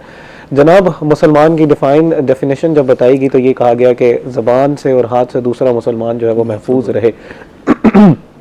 और अल्लाह ताला ये भी कह रहे हैं कि हकूक़ुल इबाद तो मैं माफ़ नहीं करूँगा, हकूक़ुल्लाह माफ़ करूँगा। देखें, बात तो वही होगी ना कि ज़ुबान और हाथ ये इंसान के कंट्रोल में है। बिल्कुल। अगर उस पर कंट्रोल नहीं है तो मतलब है कि आप फिर अल्लाह ताला के जो हुक्म है उससे इनहराफ कर रहे हैं, ठीक है। तो ये अनजाने में नहीं आता मामला, ये जानबूझ कर होता है। हुकूकुल इबाद अनजाने में नहीं खाए जाते हैं। हुकूकुल इबाद का जो मामला है ना वो जानबूझ कर होता है हमेशा। आप देख लें, जब इख्तियार है ना, ये देखें अल्लाह ताला के मामलात हैं, वो कहता है मैं माफ़ कर दूंगा, ठीक है। आप कोई गुनाह करते हैं, कोई मामलात हैं, अल्लाह से तौबा करते हैं, माफ़ हो जाएंगे। लेकिन देखें, आप किसी का हक खा रहे हैं तो आपको पता है कि आप खा रहे हैं। मैं आपको मिसाल इस तरह दूंगा, आप कोई लाख कहे कि मैं भूल गया, अगर किसी ने किसी के पैसे देने हैं ना, वो कभी नहीं भूलेगा। ये हो ही नहीं सकता वो भूल जाए। जानबूझ के भूला रहे तो वो एक अलग चैप्टर है, ठीक है ना। तो अगर किसी ने किसी का हक खाया तो उसको पता है कि मैंने इसके हक को जो है वो मारा है, इसके हक को गस्ब किया है। अच्छा जनाब, जैसे आप कह रहे हैं कि उसको पता है कि मैंने ये जुल्म किया है, लेकिन बहरहाल हमारे माशरे में कुछ ऐसी चीज़ें भी हैं जो हमें लगता है कि यार ये गुनाह नहीं है। फॉर एग्जांपल मजाक के तौर पर झूठ बोल देना, या बहनों के जो हमारा विरासती हक होता है उसमें उनको ये कह देना कि यार आपकी हम शादी करवा देते हैं, या उस पर जितना खर्चा हुआ वही अब आपका हक था, तो वो आपने दे तो दिया जी। सर ये तो प्री डिफाइंड नहीं है, ये दोनों चीज़ें प्री डिफाइंड है, इसमें कोई वो नहीं है कि हम सोच लें। मजाक में झूठ बोलना इट इज़ अ रियल लाई, ये एक हकीकी झूठ है, ये मजाक में नहीं है। आपने मजाक में भी झूठ बोला वो झूठ है, वो ऐसे नहीं है कि आपने मजाक में कर दिया। हाँ, आप उसे ज़ाहिरी बात है जब आपने मजाक में झूठ बोला बाद में आप सच बता देते हैं तो उसका जो आफ्टर इफेक्ट है वो देख लें। उस आफ्टर इफेक्ट के बाद देखेंगे क्या है, फिर आप उसको डिफाइन करेंगे हाँ ये अब मजाक था या झूठ था। देखिए एक बंदे की आपने दिल आज़ारी कर दी, बाद में उसको बता दिया, अगर वो नाराज़ है या उसके दिल में कोई तकलीफ हुई, बल्कि उसको ज़्यादा तकलीफ होगी यार इसने पहले मुझे ऐसे वो किया, तो ये ज़्यादा बड़ा वो है। हम मजाक में जिसको अजियत दें वो ज़्यादा बड़ी अजियत है, ठीक है ना। और उसके बाद आपने दूसरी बात की कि एग्जाम्पल के तौर पर मैंने बात की विरासत वाली। अब विरासत वाली ये सख्त तरीन 2+2 4 की तरह वाज़ेह है बिल्कुल। सर शादी आपने करवानी है, ये आपके ऊपर उसका हक है, हर सूरत हक है, क्योंकि वो खुद देखें जब अल्लाह ताला ने जिम्मेदारी आप पर डाली है तो ये तो विरासत और चीज़ है। अच्छा, हम लोगों ने एक और भी चीज़ बना ली, विरासत का हमें मानी भी पूरी तरह हमने उसको गलत कर दिया। विरासत जिंदा की होती नहीं है कभी। हाँ, बिल्कुल ऐसा ही है। भाई मेरा माल है, अब मैं चाहूँ तो जिसको मर्जी दूँ, मैं चाहूँ जिसको मर्जी दूँ, लेकिन मैं जब मर गया, मैं जब इस दुनिया से चला गया तो अब मेरी जो है पीछे विरासत है। अब वो उसी हुक्म के मुताबिक होगी जो हुक्म अल्लाह ताला ने उसके रसूल ने हमें बता दिया, जो तरीक़ाकार बता दिया। लेकिन जब हम जिंदा हैं तो अब अगर आपकी मिसाल के तौर पर 2 बेटे हैं 2 बेटियां हैं, ये क्योंकि थोड़ा सा टेक्निकल है, इस पे थोड़ी सी गुफ्तगू कर लेते हैं हकूक़ुल बात। वैसे तो हम तौबा और इस्तिग़फ़ार की गुफ्तगू करें, लेकिन इस मौजू पर थोड़ी सी गुफ्तगू करते हैं। चंद सवाल मेरे जहन में, अभी एक कॉलर हमारे साथ लाइन पर मौजूद है, पहले उनका सवाल ले लेते हैं। अस्सलाम वालेकुम जी, अपना नाम बताइएगा और सवाल कीजिएगा।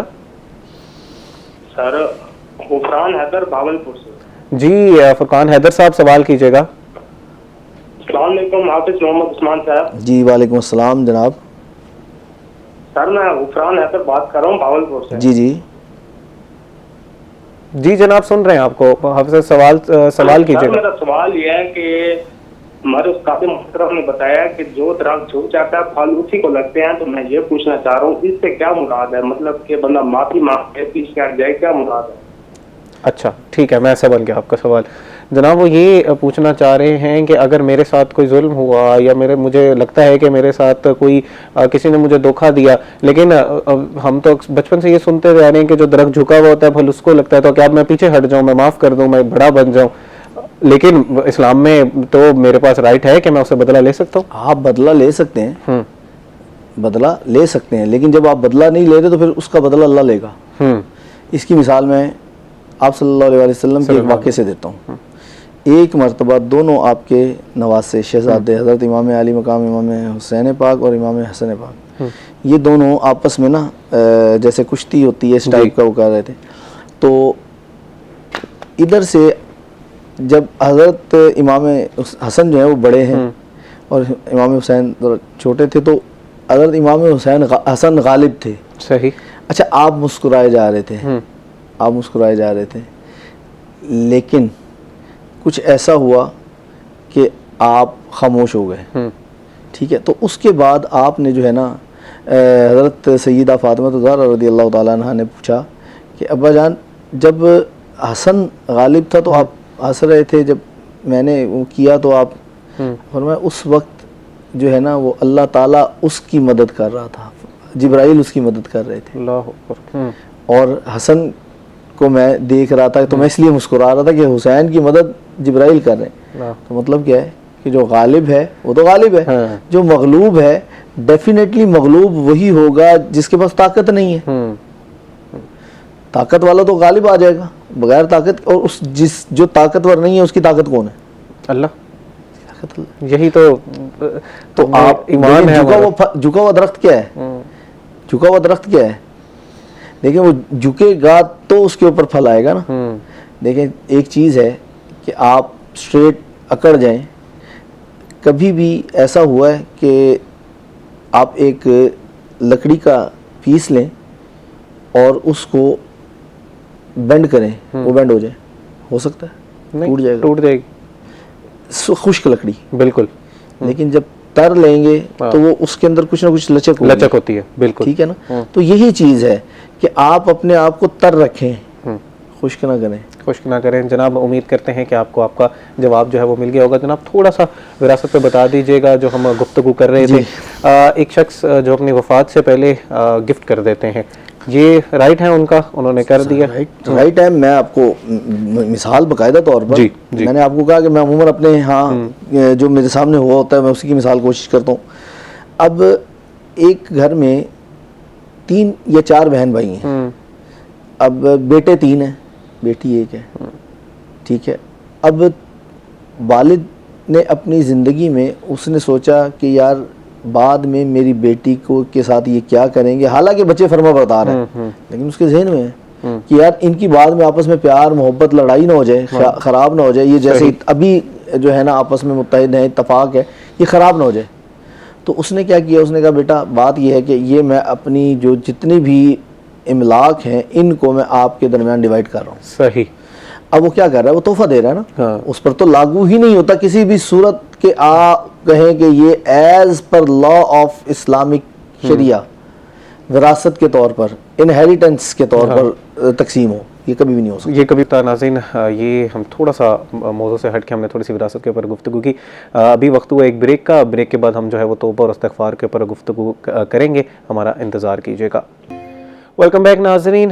ब्रेक पे जाने से पहले हम लोग तौबा और इस्तिग़फ़ार के वाले से गुफ्तगू कर रहे थे, उसी मौजू पे मज़ीद भी गुफ्तगू करते हैं। अच्छा, अब यहाँ पर वो गुनाह जो हम पे फ़र्ज़ थे लेकिन हमसे वो छूट गए हैं, जैसे नमाज़ें हमने नहीं पढ़ी लेकिन अब हम तौबा करना चाहते हैं कि मैं कल से नमाज़ें सारी पढ़ूँगा, रोज़े सारे रखूँगा। इसी के साथ साथ मैंने पहले ज़कात नहीं दी, अब मैं ज़कात देना शुरू करूँगा। तो ये जो बुनियादी इस्लाम के जो रुकन है वो हमसे अगर अदा नहीं हुए तो उनको किस तरह अदा करना है, इस पर थोड़ी सी गुफ्तगू कर लेते हैं।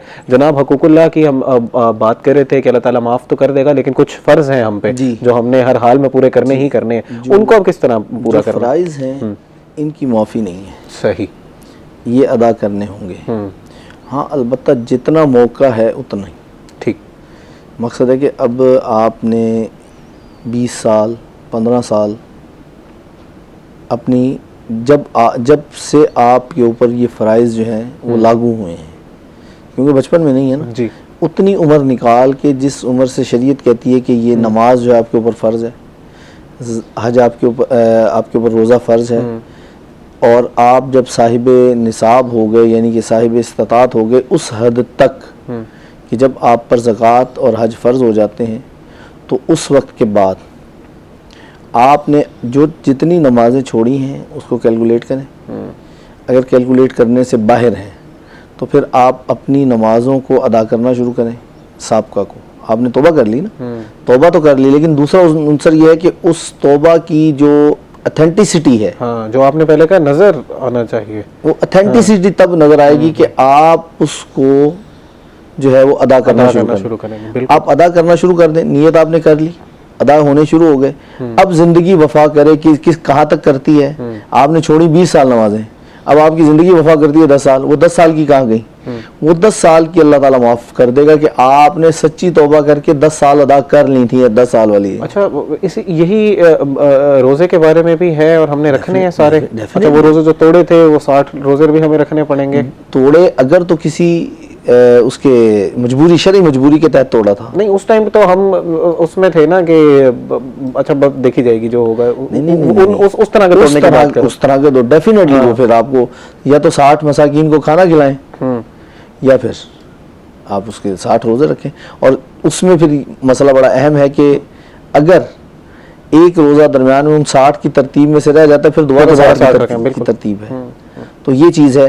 तो मैं तो यही कहूँगा कि रोज़े रखने की इस्तात हो तो रखें, क्योंकि ये गुनाहों के लिए ढाल है। बिल्कुल। और अगर ना हो तो फिर उसके मुताबिक 60 मसाकीन को खाना हर रोजे के बदले खिला दें। अच्छा जनाब, अब जैसे आपने कहा कि कैलकुलेशन से बाहर है, नमाज हमने पढ़नी है, ये नमाज़ें बहुत ज़्यादा हो गई हैं, 5 नमाज़ें फ़र्ज़ तो हमने पढ़नी ही पढ़नी है। एक शख्स जिसने बचपन से कभी एक नमाज़ पढ़ी, 2 छोड़ दी, अब वो नमाज़ें बहुत ज़्यादा इकट्ठी हो गई हैं। जी जी। तो इसका ज़रा एक प्लान बनाइएगा कि हमें वो किस तरह पूरी करते जाना है। प्लान ये है कि आप, क्योंकि ताकि बाकी जो मामूल ज़िंदगी है वो उसके ऊपर कोई impact देखिए ना बात ये है कि ये ऐसा ना हो कि आप उकता जाएं। बिल्कुल यही सवाल था सर। ठीक है ना, आप उकता जाने वाली जो है ना कैफियत में ना आ जाए, क्योंकि जाहिर बात है एक तो आपकी करंट है और दूसरी आपकी पीछे आपके ऊपर बर्डन है, वो आप बर्डन दे के ही वो हो जाते हैं यार हुन की बनेगा, अब क्या होगा। तो उसकी सूरत उलमा किराम ये बताते हैं कि आप हर वक्त की नमाज के साथ उसी वक्त की साबका नमाज एक कदा कर लें। अच्छा ठीक है, ताकि आपके ऊपर बर्डन नहीं पड़ेगा, क्योंकि फजर की 2 फर्ज है ना, तो उसके साथ 2 फर्ज कदा कर लें। और स्टार्ट फर्ज से ज़रा स्टार्ट करते हैं ताकि आहिस्ता आहिस्ता रूटीन बनती जाएगी आपकी। आप और 2 फर्ज उसके साथ अदा कर लें, जोहर के साथ 4 फर्ज अदा कर लें। आपने जो नवाफिल पढ़ने हैं ना, नवाफिल को छोड़ देना, वो नवाफिल आप अपने फर्ज अदा करें। और वैसे भी जिसके फर्ज उसके सर पर हों उसके नवाफिल अदा नहीं होते। अल्लाह, ठीक ठीक ठीक। और वैसे भी इमाम अबू हनीफा तो बड़ा सख्ती से कहते हैं नमाज के बारे में, तो बड़ा सख्ती से जैसे गुजारिश आपसे करूंगा कि प्रोग्राम के बिल्कुल हम इख्तिताम पे हैं, कोई अपना पैगाम दे दीजिए। अगर अब ये जो बात आप कर रहे थे नहायत ही अहम बात है, इसको कंप्लीट कर लीजिए। असल में ये है कि नमाज जो है ना, ये हमने जब हम मुख्तलिफ त्यौहार, हमारे मजहबी त्यौहार आते हैं, जैसे शब बरात आ गई, या इनमें नवाफिल की जगह अपने फ़राइज़ अदा करें। हाँ, इनमें नवाफिल की बजाय अपने फ़राइज़ अदा करें, आपको वही फ़ायदा उन नवाफिल की का भी मिलेगा जो आपने फ़र्ज पढ़े के होंगे इंशाल्लाह जी। प्रोफेसर हाफिज़ मोहम्मद उस्मान साहब सर, बहुत शुक्रिया जी। नहायत ही अहम मौजू था और उसके ऊपर हमने कोशिश की कि एक जामे गुफ्तगू करें। उम्मीद करते हैं कि एक अच्छी गुफ्तगू हुई होगी। नाज़रीन, उम्मीद करते हैं कि आज का ये जो टॉपिक था आपको पसंद आया होगा। इसमें जो हम बहुत कुछ सीखा होगा। ज़ाती तौर पर मैं अपनी बात करूँ तो मैंने बहुत कुछ जो है वो सीखा है। उलमा कराम के साथ हमेशा बैठ के कुछ ना कुछ जो है वो सीखने का मौका मिलता है। नाज़रीन, अब आपसे मुलाकात होगी कल एक नए प्रोग्राम में एक नए टॉपिक के साथ। तब तक अपने मेज़बान तेहाम आज़म को दीजिए इजाज़त। अल्लाह निगहबान।